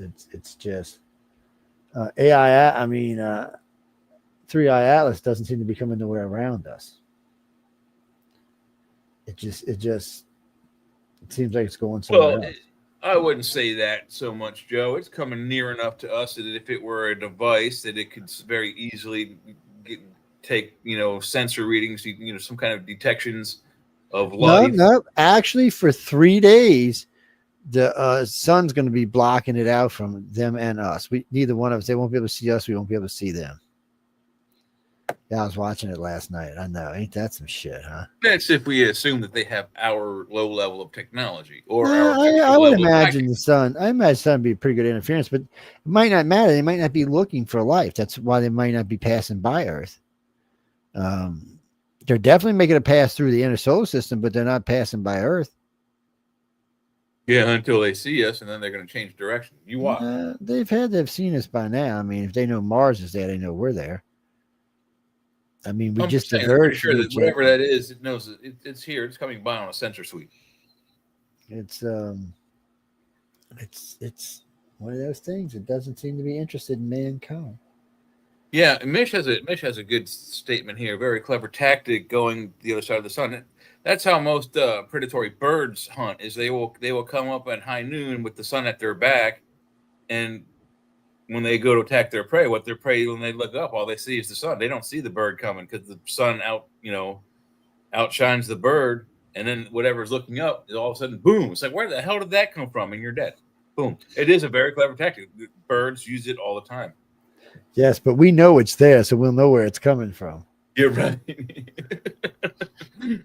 We might not be able to see it, but we'll know it's over there. We'll just be waiting for it to come out. What's that, Jesse? It's oh yeah, I'm sure they already know we're here. Whoever's on that rock, the new 3i Atlas thing, they know we're here. If that's what it is, I mean, it may not be. It may just be even if it's not detecting life. If it's an electronic device or a probe of some kind, like the other pieces of rock that have come. I mean, it's kind of strange how 4 different things have started to come through our solar system. I don't think so, because if this was something that had happened, an event somewhere, would make sense that we're getting a bunch at one time. Because when shit blows up, it usually sends a lot of shit. We don't know. This might be a prelude, because each one seems to be getting bigger. Yeah, we don't know. There may be something way bigger headed this way, like a piece of a freaking planet or something. Or we could be headed into an unknown, heretofore unseen debris field or meteor swarm. Yeah. So NASA, and I don't know who's going to do it with them, probably Space Command. They're going to try to blow up an asteroid. A meteor that's going to hit the moon. I don't know how big it is, but they said they're going to try to blow it up. Wow. It's an experiment, people. Why not just let it hit the goddamn moon? So I'd rather see it hit the moon. And then, look, we've got an asteroid. I don't know how big it is. 15 billion asteroids. We can send a probe there anytime with a bomb and try to blow one up. No, we can't do that, because that's like hitting balls. You don't know where all the rest of them are going to go, man. You can't do that. Are you crazy, man? No, we can still farm one from there, but that is the point. What I'm trying to say is we should let whatever size rock this is hit the moon, and then we know, because all we are doing is guessing. We haven't seen anything that size hit the Earth. None of us. No human being was around when any of those rocks hit the damn planet. And it would be very interesting to let that rock just go ahead and slam into the moon, and we collect as much data as we can, because then we can extrapolate that data with our atmosphere and our planet size and our water and other factors and see just exactly how deadly it would be for us. Then It's what happened? much It cracks the better to do moon that. in half or something, man. What's wrong with you, Doomsday? It ain't gonna crack the Damn. moon in half. The moon's Oh. a damn. It's the Death Star covered with a moon. It's going to be like in Darth Doctor Who. Vader's sitting The thing's inside of going to that hit thing it. waiting to blow It's us going up. to. It's going to be like Doctor Who. The thing's going to hit it. It's going to crack open and find out it was an egg. Oh, Big my old God. big old lizard will fly out of it. It'll lay Lizard another people. egg though while it's flying away though.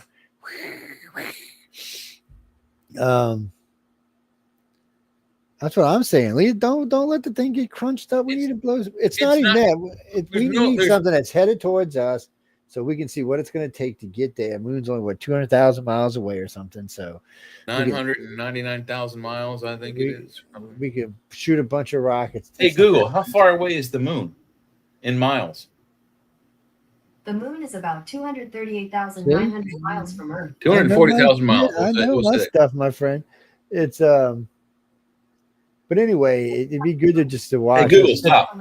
That's plenty close enough to us that we can witness the damage, and besides, we don't even know if it's going to stop it. We might still get to see it hit the moon. Yeah. We don't, and what did I tell you? No, maybe it'll be our space 1999. It'll hit the moon and push it out of orbit by 2099, and so it'll be space 2099. Maybe it's one of them planet busters that just wanting to test it. Yeah. But what if the moon isn't a moon and it is an actual spaceship controlled by aliens and they're about to get hit by that? Well, we should just let it go. Why should we help them? Because they help us. Let's watch them destroy it then. I say we let it go. No, we need the moon. The moon's a big. Without the moon, we're in trouble. Is it big enough to destroy the moon? I don't think so. I don't know. They sounded pretty worried about it. They sounded like it might not be a good thing to let it hit the moon. There is some apocalyptic stories of the after time. So what happens if it hits it head on and it pushes it back towards us? Or pushes it into a more stable circular orbit like it has. No, maybe it pushes it in where it's gaining an inch a year closer to the planet. Oh, yeah, then it will crush us. Yeah, we'll eventually. Yeah, well, I mean, in 500 million years or so, but or less, but somewhere up in that area. I mean, our weather will stabilize for a short time, and then as it gets closer, it will get worse. Yeah. Yeah, big tsunamis and stuff. Oh man, earthquakes. Tsunamis. Hell, it'll redirect water like all at once. Like it would be the type of gravitic waves that would come from the moon getting closer to the Earth could displace an entire ocean from one place to another. In other words, the entire Pacific Ocean could go bloop and flop right on top of all of America, North, South, and Central America. And guess what? Everybody there, unless you have a submarine, you're dead. No, man, you get in your little capsule thing and you just watch the water run off, run back into the ocean. You're lucky. Yeah, well, if you don't have a capsule thing, you're dead. But I can't help that if you want to get squished. That's your problem. I'll be in the little capsule thing, watching the water run off, or I'll be on Mars, so it don't matter. Either way, we also do have several shamanistic stories of the time before the moon. And yes, weather was probably crazy then, but there were stories that were here before the moon. So what does that say? Do we need the moon or do we not? We do, because the moon's been there for at least a few million years. Say we do. No, we know that's how the currents on our planet work. We know that's part of it, yeah. But right now, what if the moon without tidal action, and the moon controls the tidal action? Without tidal action, the ocean. What if that tidal action is more controlled by the magnetic atmosphere and is actually more stable without the moon? No, because it adjusts to the moon. We don't know. We haven't been. No, we do. What are you talking about? We do. We fish by it. What are you talking about? We've never had time without a moon, so we don't know. But we know how the moon affects the water on the planet. We do, but if we also without it, we know we wouldn't have that. It'd be something. We don't know that. We don't. We do. We actually do not know that. We have never had time when the moon left, right? No, not since we've been alive. But there has been time when the moon was gone. As I said, shamanistic stories of the times before the moon. Not when there was any humans on it, because we couldn't have survived. Where did the stories come from? That's a good question. Where did they come from? There's a lot of stories that run around out there that were before we existed. Yes. So maybe it's the aliens telling them, hey, this is what your planet used to be like. Or maybe it's the reptilians telling them, hey, this is what your planet used to be like. You know, reptilians so that pass means down what? genetic memory, so They've maybe been that's where here. they get it from. They've been here longer than, well, not the Greys, but a few species have been here at least 500,000 years. It's Yes. Oh no, the moon's been here. If Not the moon. No. Alien species. That means what we're discovering right now about the history we're talking about. That means the alien creatures, that moon, however long that moon's been here, is more than 500,000 years. Oh yeah, it's been here for way more than 500,000 years. So we're It's, talking millions of years, maybe we're talking perhaps millions hundreds of years. millions of years. And the way they know that is because of the way the water erodes in the oceans. Yeah. Without the moon, it would be. There's no tidal erosion. Yes. Yeah, so it would be a different. So we know it was around when the dinosaurs were here. Now after that, there's no way of knowing. Like I said, though, scientifically, we do know that effect is true, but we don't know what that effect is without the moon. We don't know that those effects don't happen in another way without the moon. We know something else will happen. We know those effects won't happen, but something else may happen. Something else may change. So, well, have you noticed one thing that I've noticed? Some of these exoplanets we've discovered with atmospheres and even perhaps technological gases in their atmospheres, it seems that they don't have moons. These planets. What planets? These exoplanets that have the possibility of bearing life. Water and oxygen-rich atmospheres. Yeah, well, we don't know because they're too small to tell. Yeah, they have not reported so far of those 13 or 14 planets, no moons. Yeah, so far I'm just saying. They were talking about it a couple of weeks ago. That there's no real way for them to tell right. If the moon's the size of ours, it wouldn't have enough gravity to affect anything. You wouldn't notice it. It's not against a planet scheme or other planets, but they do believe that almost all solar systems will have inhabitable zones, and moons do make a difference in the way your planet works. But our planet's different in a lot of ways. It's tilted. It has a moon for the perfect size for it. It's gradually 4/5 the size of the planet. It's a circular orbit. Circular, not elliptical. And the moon itself is, for the most part, is pretty smooth. It's I don't know. The moon doesn't spin. Yeah, it doesn't spin. It just sits there, which is amazing that it doesn't move at all. It's tidally locked. Yeah, the same face hits the same. Faces the Earth always. Yeah, it's just kind of moving around the way it does. You would think that it may drift, but it doesn't. I guess its weight is heavy enough. I have no idea, people. I would think just being close enough to us would make it want to spin. But I guess the way our gravity grabs it, it holds it just like that.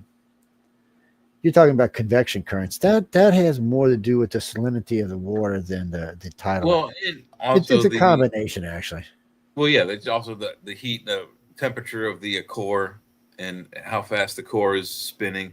We know some of it spins, some of it doesn't. Some of it seems semi-solid. Some of it seems to be now spinning in another direction. But the oceanic saltwater convection currents generally are. What do you mean by magnetic fields? No, that's not so much. They're really generated more about the temperature of the water. If our water had a lot of lead in it, then I would say yes. Anything that would be affected by a magnet, yes, our waters would be definitely affected by the atmosphere. We couldn't use it, yeah. So fresh water would kill the convection currents. That's what I always talk about. When they tell you about worrying about the ice caps melting, that's the real worry. It's not that the water's going to rise, because it's risen many times on our planet's history. Is that it may stop the convection currents, the carrying of the minerals and the oxygen from the bottom to the top. They seem to have recovered okay from the last ice age, so I'd say it disrupts them certainly, but doesn't destroy it all the way. Because once the temperatures begin to normalize, heat will bring the salinities back up, and I mean the thing that is affected most by the ice is the creatures on the land. The creatures in the water aren't going to be affected as much. Yeah, you'll see some loss of some whales and stuff, and maybe there'll be migrate. It's not that, but all that krill grows up there at certain times of the year, so you might lose a year or two of that, but it'll eventually all come back. So Well, but just a different kind of current, and you will have probably more dead spots in the ocean. But eventually, the salinity, because there's so much salt, the salinity will come back. So, well, no, what do you mean? Every year? I mean, every day, water's hitting the planet. Every day, we're add water to the planet every day. Well, you mean the water that's here now could have came from a lot of places. Yeah, we have no shortage of water, including fresh. Even if all the fresh water were tomorrow consumed by all of us greedy humans, we that the we being the royal we for the United States Army Corps of Engineers have a device that can desalinize ocean water and make it, you can't tell, it's palatable. They use it in submarines. So like the submarine, if they need water, they can draft water when they're underwater because it's a submarine. They can suck water in, desalinate it, and the crew can drink it and shower with it. It's well, the desalinization stations are starting to be built around the world. California's got a couple, Middle East got a few, but it's becoming more and more and more of a thing. But you know, if it becomes too much, it will cause trouble. If you take too much salt out of the water, yeah, well, there's a balance that has to be maintained there. So very tight, delicate balance. I could go outside right now and scoop a bucket of water out of my front yard, out of my backyard, pour through some cheesecloths, clean it out, put it in a pot, and boil it till all the water was gone, and I would have probably about 2 pounds of salt. That's how much salt is in that water. Just think about things like the Dead Sea. That's why our solar system, if you don't know, is called SOL, S-O-L. It's short for salt. It's S-O-L-T, salt. What's that, Jackie? Well, no, you're going to always probably end up with both fresh and salt water. And they've already talked about the stuff they found on Mars is brine, so it means it's got salt in it. Or brackish, yeah. That's brackish is usually where fresh water is met at the oceans, and it ends in deltas of rivers. Yeah. Now, what was interesting about 3i Atlas is they detected H2O and oxygen on it, both water and oxygen. Yes, but even curiouser than that, it expelled other gases that were combined, that you would need water and those other elements to combine to create these other gases that it expelled, which indicated to someone that it might be some type of an engine or a control thruster. Can't rule anything in at this point, but it's getting closer. But it glows like a comet. Did you hear that? It's doing something. Except it glows from the front instead of the back, like it should with a regular comet. And instead of glowing white like it used to, it changed from white to green. How does it do that if it doesn't? I mean, how does a ball of ice change color? It might be got a little hole through it or something. It was already glowing white, and then the part was glowing white changed from white to green. I mean, I actually showed pictures of it last week on several of the TV news shows. I was like, what? That's not normal. Planets have what they call Doppler shift. It's our solar systems have, that's how we detect stars, planets around stars, is the Doppler shift. When you have the sun, when the planet comes around this way, the sun starts to get pulled towards the blue spectrum. And then as the planets come back this way, the big planets, it gets pulled towards the red spectrum. So we get an idea of where that planet, we know that that's the planet going around that sun. Same idea. Jimmy Lee, you mean the big planets? They just find them by gravity shift. That's all. Blocking the light out sometimes. Sometimes they see a wiggle in a star. Sometimes they see a little blink. But this thing can't be big enough to make itself switch spectrums on, going from all light to green. Oumuamua changed colors. So maybe it's something from the solar system it comes from. I don't know that that's normal. I mean, I don't know. It's not normal. That's the problem. Because of where it comes from, we don't know what's normal there. I mean, we can really certainly has to obey the same physics we observe. It can't. I mean, rocks and balls of ice don't expel gases that are exhaust gases, and they don't change course like allegedly Oumuamua had, and then allegedly hadn't. Well, no, And they do. they They don't do change. start glowing from the wrong end and then change from one color spectrum and go to They, another. they do They change just course. don't. They do change course sometimes, and they do change speed sometimes by outgassing, by different things on it. Now, I'm gonna tell you what they said about this 3i Atlas, because it's done some stuff, but there hasn't been any real gases seen, and they're saying it's because it's nitrogen, and when nitrogen heats up and causes movement, you can't see it because it's clear. So I don't know what that means either. Yes, even NASA said so. Then they retracted it. Mitch saying Yeah. Oumuamua had changed course. Yeah. But they're saying that 3i Atlas did, but not anything that's going to bring it anywhere around here, and not anything major. But still, it did change speed and course. Well, until when it gets a little closer, it takes that 90-degree. Oh, look, beeline straight for us. No, all of these probes seem to have been interested in Mars. They may be looking for a home. Or they could be looking for, what happened to our friends who were sending us signals all those years ago? Oh my God, their Could planet be that was too. destroyed. Yeah. And first people are going to look at is us. Well, did them humans do that? Oh, like they did it. And then they're going to come after. Yeah, it's not going to be good. Yeah, no, then they're going to come over here and go, no, well, these idiots didn't do it. Their technology is nowhere near that. And Yeah, Mitch, I know. We're speculating, and I'm playing devil's advocate here. It's well, we don't. None of us were here at the time, so none of us really knows what actually happened.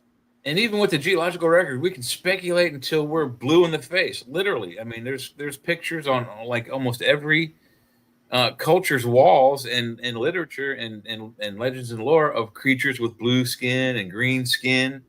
So eventually we're gonna come in contact with creatures from their pantheons with green and blue skin. Imagine that. It's going to get weird out there. I can tell you that. It's definitely going to get weird. Well, it's only going to get weirder for us as we start to meet things and find out things. It's just going to get weirder. I mean, I think it was Stephen Hawking who said it most best. Was that he said, "I don't think it's a good idea that we should go in search of alien life. Look at the example of the American Indian. It didn't go so well for them." But the fact is that we could encounter alien life that is so foreign, so alien, that we didn't realize that it is alien life. And in an impending way, is what he said it by, that we find some algae or something we don't think is actually like alive, and then we encounter it, and then it wipes out the species. So that's one of the few things he said, a few years before he died. And that's kind of, the most smartest man they ever said on Earth. Pretty scary words. One of those things, live and die, people, live and die. Mm-hmm. Well, ET loves us, and, they're going to come down here, and some of them do. They're only going to barbecue you skinny people. Why the skinny people? They don't have any food on them. Because you don't have no cholesterol. Oh. Cholesterol is like a disease for them, so they can't have no cholesterol. So I'm safe. I'm safe. Jay's going to be dinner. No, Sean and I are both safe. No. Okay. You're dinner, man. Sean and I will both be safe. Well, at best, I'll encounter a severe accident where my legs are chopped off, and they'll eat my legs. But I'm sorry, Fiona. I didn't mean to step on you, baby. You're talking about the one with Tom Cruise in it. War of the Worlds. Well, yeah.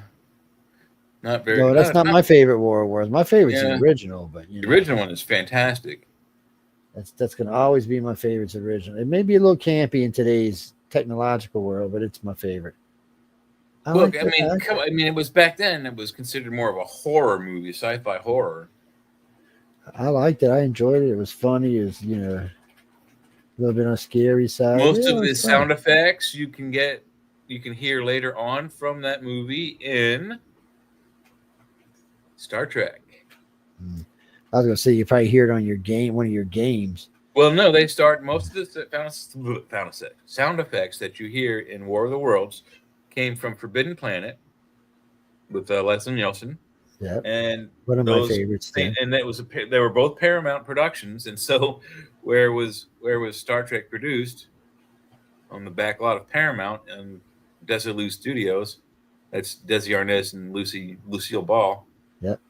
And so the sound library that Paramount had the sound effects tracks from those, starting with Forbidden Planet and recreated in More of the Worlds. Star Trek did it in the 60s right after those, and bam. There, right away. Oh, there's the Klingon disruptor. Oh, there's the transporter noise. Every single one of them's in there. You'll hear it. It's Forbidden. No, Forbidden Planet was good. Yeah, I enjoyed it too. It's the first color sci-fi movie ever made.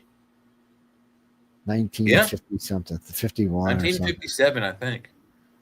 It was. Hey Google, when was the movie Forbidden Planet released?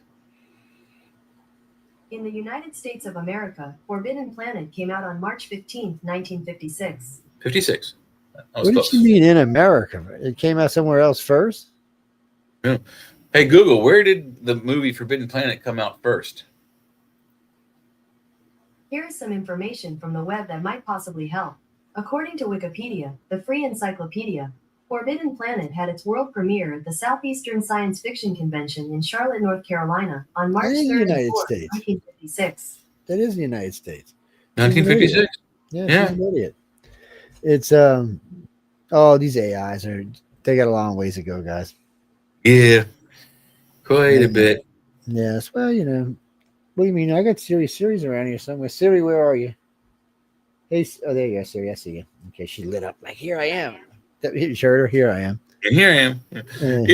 Here's something you guys can do with anyone has a smart speaker, Siri, Google, whatever. You call your device and you ask it who's winning the race. And if it's a smart enough machine, it'll go, what race? And you go, the human race. And then it'll go, I don't know. It'll lock up on you. I have arguments with my Google all the time about who's winning the race. And she's like, what race? I'm like, the human race. Who's winning the human race? And like, I don't understand. Like, it's the human race. Who's winning it? It just stops it up. Alexa, I ask Alexa a lot of stuff, but she plays ignorant most of the time. Yeah. Siri will answer some stuff. Alexa will answer some, but Siri, Google will answer a lot of it too, you, Siri. It all depends on what kind of stuff they're programming it with, It's what gets me, if you want to have fun, people, take your Alexa and your Siri out, put them close to each other, start talking to them and saying, hey Siri, hey Alexa, and they'll start talking to each other. Matter of fact, on air in this studio right here, Alexa and Siri have just in the middle of a show started talking to each other. Just chatting away. It's on one, it's still posted on Facebook somewhere. It was crazy. I said something and I said something sounded like Alexa, so Alexa started talking, and I guess Alexa sounded something like Siri thought she said Siri, and they started talking. Yeah, good. Heidi has a problem with her Google. Heidi has a problem with her Google devices hearing her. There's sometimes with especially if you have multiple ones. I have one in just about every room, but most rooms are closed off. But my downstairs is kind of open, but I have pocket doors so I can close off one room, and there used to be doors where you could close off the dining room and the kitchen, but whoever lived here before took them away. Anyway, the point is, if you have more than one device, there is a setting in the settings, and I don't know what it's called, so you'll have to search through it, Heidi. On the microphone settings. So especially if you have more than one throughout your house, you can make one listen stronger and one listen less strong. So like if you have two that are within earshot of your voice, the one that you want to be like, I have one that's got a TV screen on it so that you can make that one hears the most or hears better than the other one. So it'll answer you more quickly and it'll hear you better if you can turn the sensitivity up. But you have to look for that in the settings somewhere. But it's there. Yeah, I had to teach mine what room to answer from. So, because there's three of them in the house. There's one here in the studio, there's one in the bedroom, and there's one in the living room. And sometimes I'll ask her a question in the living room, and it'll answer back here. So now it started doing this thing. am I answering from the right location? Sorry, Mish. I set up Mish's Google. Hey, well, Google, tell Mish hi. Hey there. There you go, Mish. It's well, people use them a lot now, so and they're going to get smarter now. Even though the AIs we're using, which aren't real AI, not like ChatGPT or something, they haven't really incorporated that into Alexa and Siri and Google yet. I'm in Australia, Mutt. She's talking to you on another day. See, so Jay's Google is time traveling. Yes. Try traveling into Thursday. I know what the next big winning lottery numbers are going to be. I always try to get these Aussies to give up, but they won't give them up, man. They're like, no, we can't tell you. They'll put us in prison. What are you talking about? Like we're not all already in some sort of a financial prison as it is. What are you asking me? Oh, no, Jesse, that's a Friday question, dude. No, I can't answer you for that. No, sorry. Ooh, no, that's not something we talk about here. We talk about a lot of things on a lot of different shows, but each show is themed. So, now, news on the flip side, we talk about a lot. And that particular question you asked there would be a good question for you on the flip side. That's more news and current events and UFO stuff and whatever we feel like. But then we have the chat on Saturday where we don't really care what we talk about. Reese, what do you? I don't forgot what he asked me, Reese, already. Yeah. For some reason, I got Logan Run stuck in my head. Oh yes, on the smart devices, Mish says her Siri is male.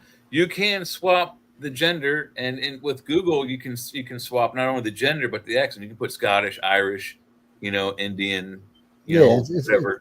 It's just like your GPS. You can swap out a lot of that stuff. Region, yeah, you can put any regional accent you want on there. I got some crazy Australian bitch that bitches me out all the time. Matter of fact, I even got it the way she can curse and stuff. I want it so you can set it with like smart security devices so that you can, like, if you were to example say have an intruder, heaven forbid, but you could go, hey, smart device, call 911, or hey, say red alert, and then like the whole house starts going beep, making all kinds of noise to scare the intruder, something like that. I would like that feature. That's cool. Well, my sister's Viper, it used to say, please stand back from the Viper or I will bite you. Yeah, and then when it didn't, it made this horrible growling noise, and then the freaking alarm went off on it, and it would even start sometimes. No shit, she had an insane Viper. That car had no horsepower. Just be careful what your next door neighbors ask you to do with their apples and whatnots. That's right. So hey, you keep your apples to yourself, buddy. Yeah, I'm not touching them apples. Leave your peaches over there too. Once your apple polish, you polish it. It's your apple. That's right. Jesse Ray Montgomery. Where I know that name from? Jesse Ray Montgomery. I know that from somewhere. Oh, you from the old Yahoo room. I thought I recognized that back in the wake up days. What are you doing here? I mean, you're welcome. It came out wrong, but what are you doing? Just use YouTube or Rumble, whichever one you want. So, oh, you're watching us on Roku, right? Well, you can't chat to us on Roku though. No, you have to you go to one of our Facebook pages or Rumble, Roku. Well, they got the new site going up, but not even. Rumble, YouTube. Yeah. Rumble or YouTube, or Facebook. Yeah, chat us on one of those. Well, I got to reinstall Facebook on this computer because I don't know what I did it the other day, but I effed it up, and so I got to take it off. Oh yeah, you have to. I can't find the room on Pal Talk. I'm gonna try to remember to do it tomorrow and take it off and put it back on. And then I'll send you over. I may even make some new rooms for it. All right. Well, Jesse, so we could just put up United Public Radio and leave it open 24 hours a day, 7 days a week, and let people start adminning it, or we could just open up with a room name. Like we could put it in a political category and put it on the news on the flip side. Current politics. Yeah, we do. We are pretty current. Yeah, and we'll just list the times. Well, it's probably better to leave a room open there all the time, but you got to have an admin staff while you want an admin. But we're looking for a couple things. We're going to be looking for admins for Pal Talk, but we're also looking for hosts on here. Matter of fact, I'm bringing in a political host Friday night with us. He just doesn't know he's auditioning yet. And I like Mish's train of thought here. She liked the old Yahoo system where she played trivia and 8-ball. I did something kind of similar in the early days, but it was in college, and it was more like I ran around yelling Yahoo, winning at trivia, and snorting an 8-ball. But that was a whole different time frame. Yeah, I bet you that was a whole different time frame.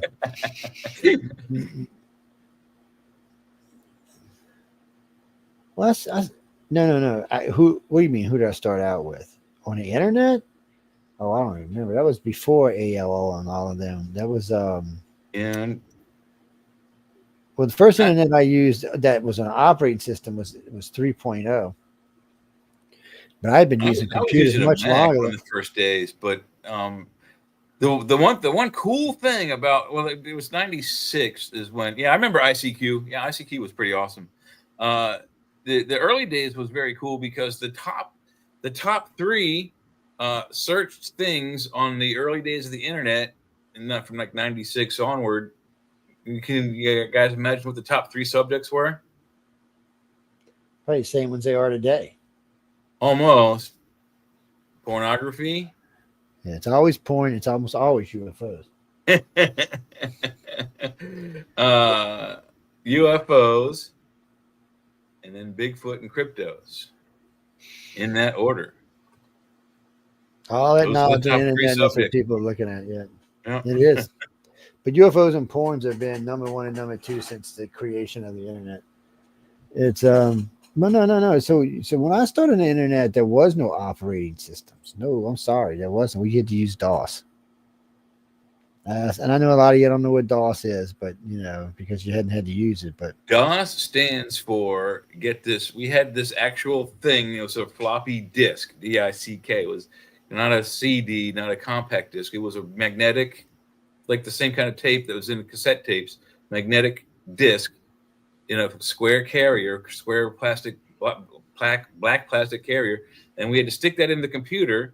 And then we had to turn in this thing called the DOS, the disk operating system, that would then tell the computer how to read that disk. And then that disk would tell the computer what to do. Well, a lot of people didn't know how to use DOS. Old school. I'd go in, I'd open up my DOS and go in there and play the little gorilla game, man, have fun, bananas, that stuff. But I'd go in and change registries and all kind of shit. The first games were adventure games like that, like the one going out west, where you always died of dysentery or something like that.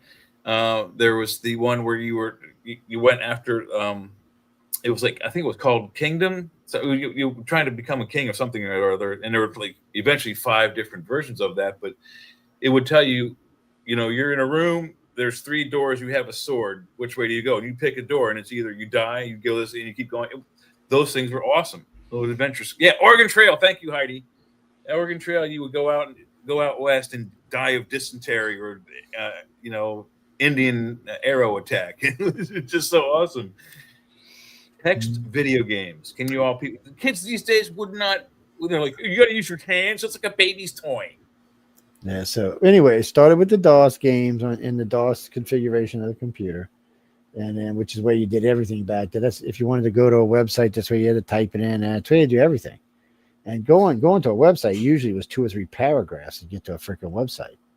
And they weren't a website like what you think of today. It was a whole different thing. But anyway, they didn't have URLs way back in the original days. So this was and anything you wanted to do, you had to write it your own self in code. So it was a pain in the ass. And then they came out with Windows 3.0, which was pretty much internet for idiots. It did everything for you. Everything was short and quick, and it did the prompts for you. You didn't have to prompt anything. It did it for you. It did all the work. All you had to do was enjoy it. Now we got Windows 11, which is it's okay, I guess. But I've got one computer with an Apple system on it. I've got a couple with Windows 11. I got one with Windows 10 left. But I've got an old 5.5 floppy inch computer with a Bigfoot drive in it. That's 1 gig of memory. I'm sorry, it's not even a gig. It's like 580 megs or something.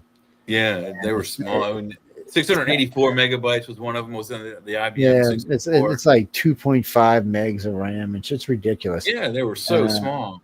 Then the damn drive, the floppy is like this big. Yeah, and these were actually cardboard with metal rims in it. Well, it depended what you were doing. It was one you plugged in, but you'd have to take them out, put them in, take them out, put them out, depending on what you're doing. Yeah, unless you had two.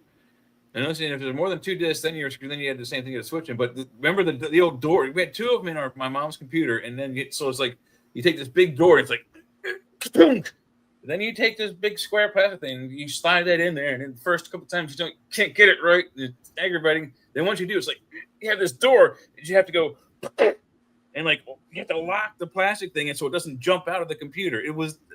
They were so strange and clunky, our old computers. Yes, and then we got the Commodore. Nothing like that.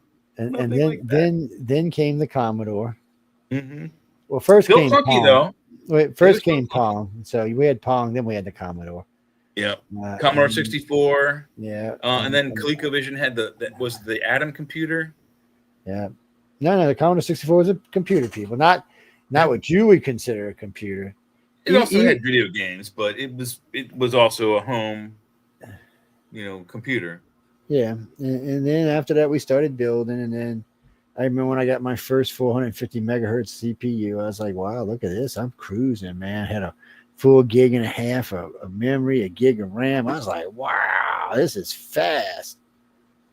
You want me to tell you what I'm on right now? I'm on a 36 core with 64 gigs of RAM, 15 terabytes of memory, an outrageous 16 gig memory card, and all high def audio. Water cool. I'm sorry, not water cool, but liquid cool. So I'm just cruising along. And next week it's hooked up back up to a 1 gig up and down connection. It's like all in real time. That's so much faster. I couldn't even have dreamt of anything like this when I got on a computer back in the day. 36 cores. Get the fuck out of here. What do I need that for? And the space programs, Gemini, Mercury, Apollo, especially. I mean, there's Apollo machines that we sent to the moon.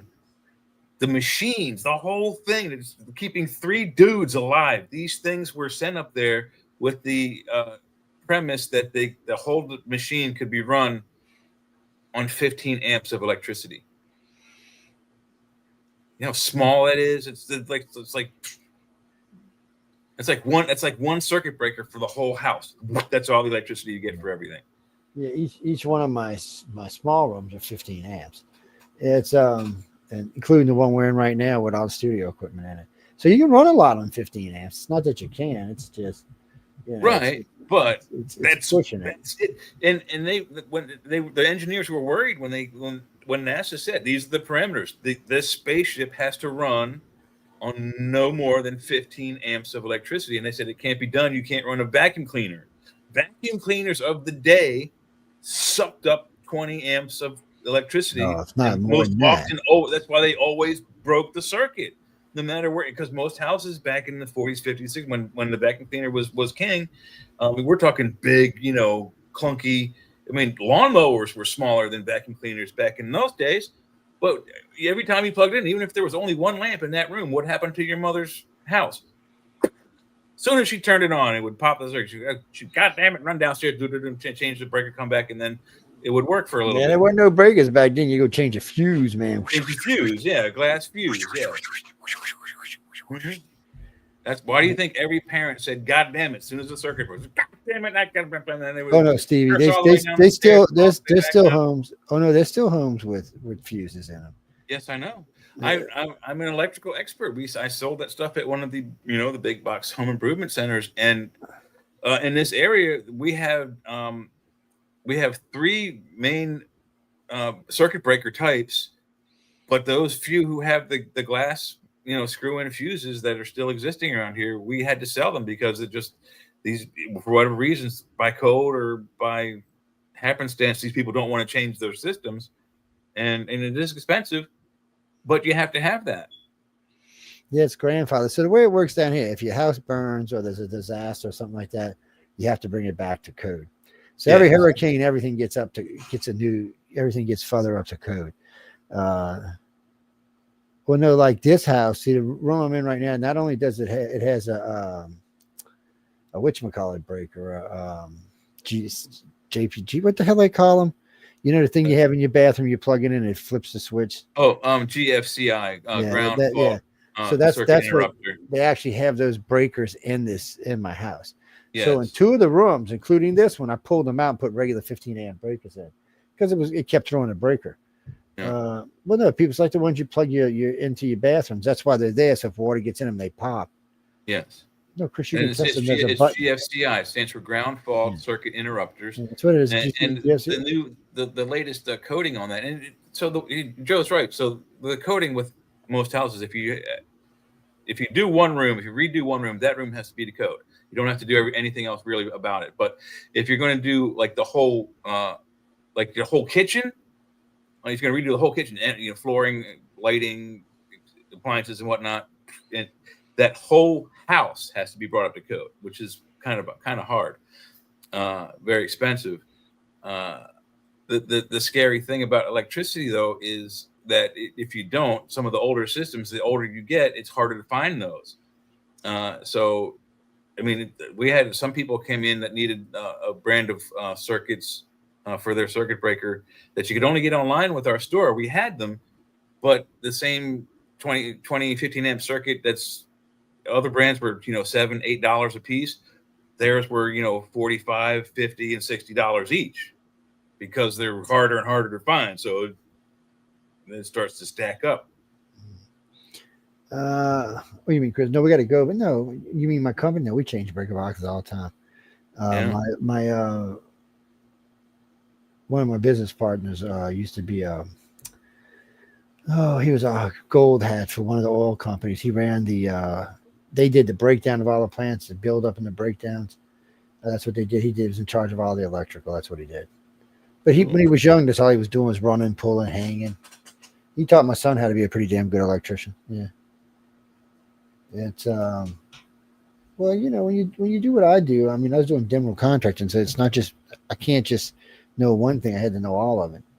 To get a GC license, you got to go in and pass the freaking test.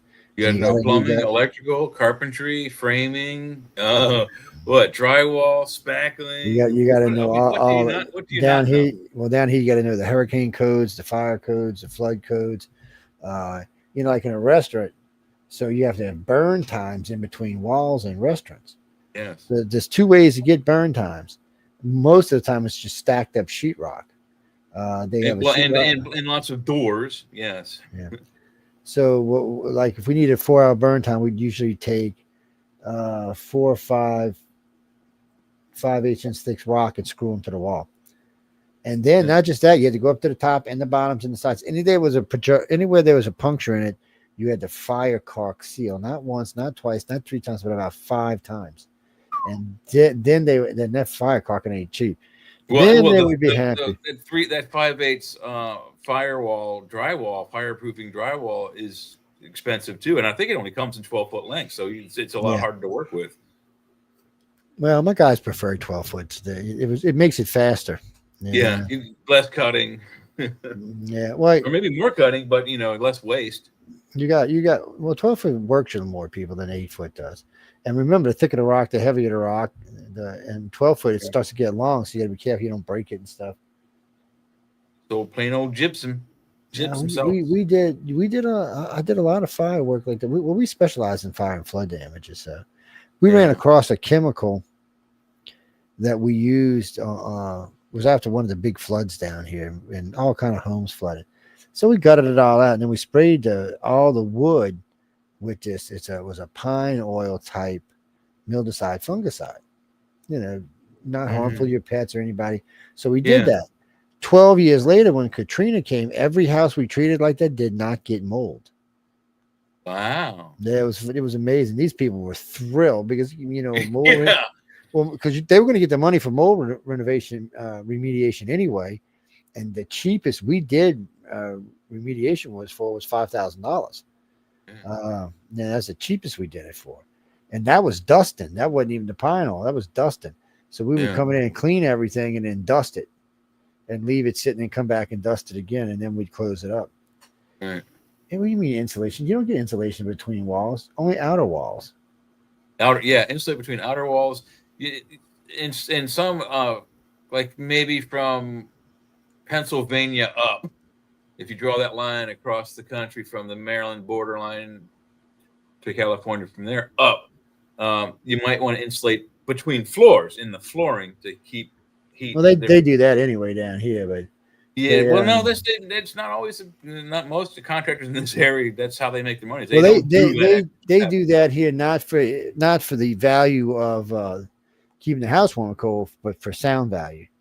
Yeah, and maybe for code value too. But so they would put that in there, and then they put padding and carpet on top, because if not, the people underneath would hear too much noise. But anyway, guys and girls, we gotta go. Mm-hmm. I'm gonna go eat some chicken fingers. Yes, man. Maybe we should pick a show, not this show, but one of the other two shows we do, and do a just like home improvement kick. You know, give people tips and ideas how to do this, that, and the other thing. Well, while at the same time putting glow in the dark UFOs on your walls. That's right. Put a UFO in it. You can mess with your kids, you know. Where can you get Bob? I don't know where you can get Bob. Bob was a gift. Yeah, I'm sure you can look. If you look on Amazon, you can find something. Look, people, he's real. Look, he's not fake. You always think he's fake. He's real. Look, you can see up his nostrils. I didn't say Amazon was selling fake alien skulls. I'm saying if you want an alien skull, you should try Amazon. I got to take these secrets out of here. See, you can see up his noses and everything, the little holes in the back of his eyes and stuff, man. See, it doesn't say made in China or nothing on it, but see. Oh, look. There he is.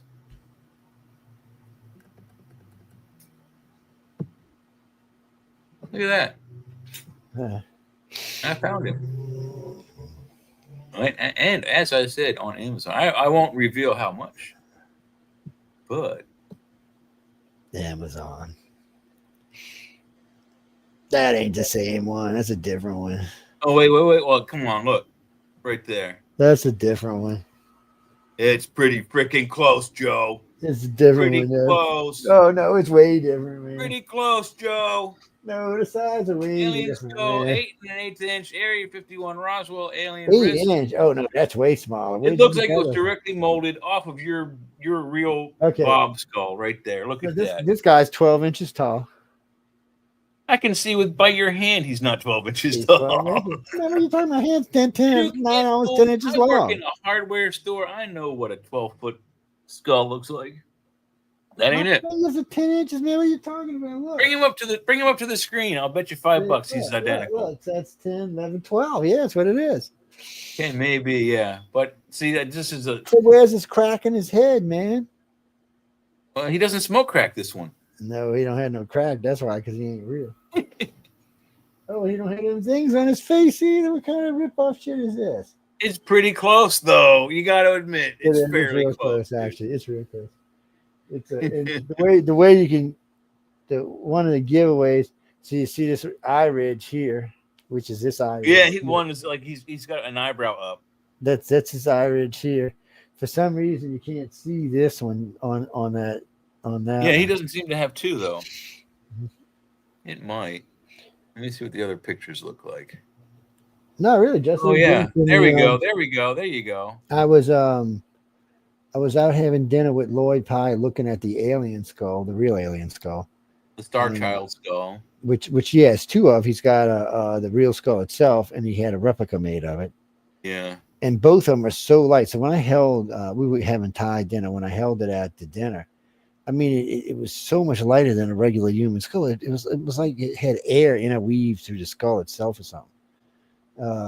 Like little pockets of air inside this part of the brain or something. Cool. It's very weird. Oh yeah, that would be neat. It's way lighter than that thing is. Yeah. What they just told you where you can get them on Amazon. Yeah. Yeah, they got all kinds of different.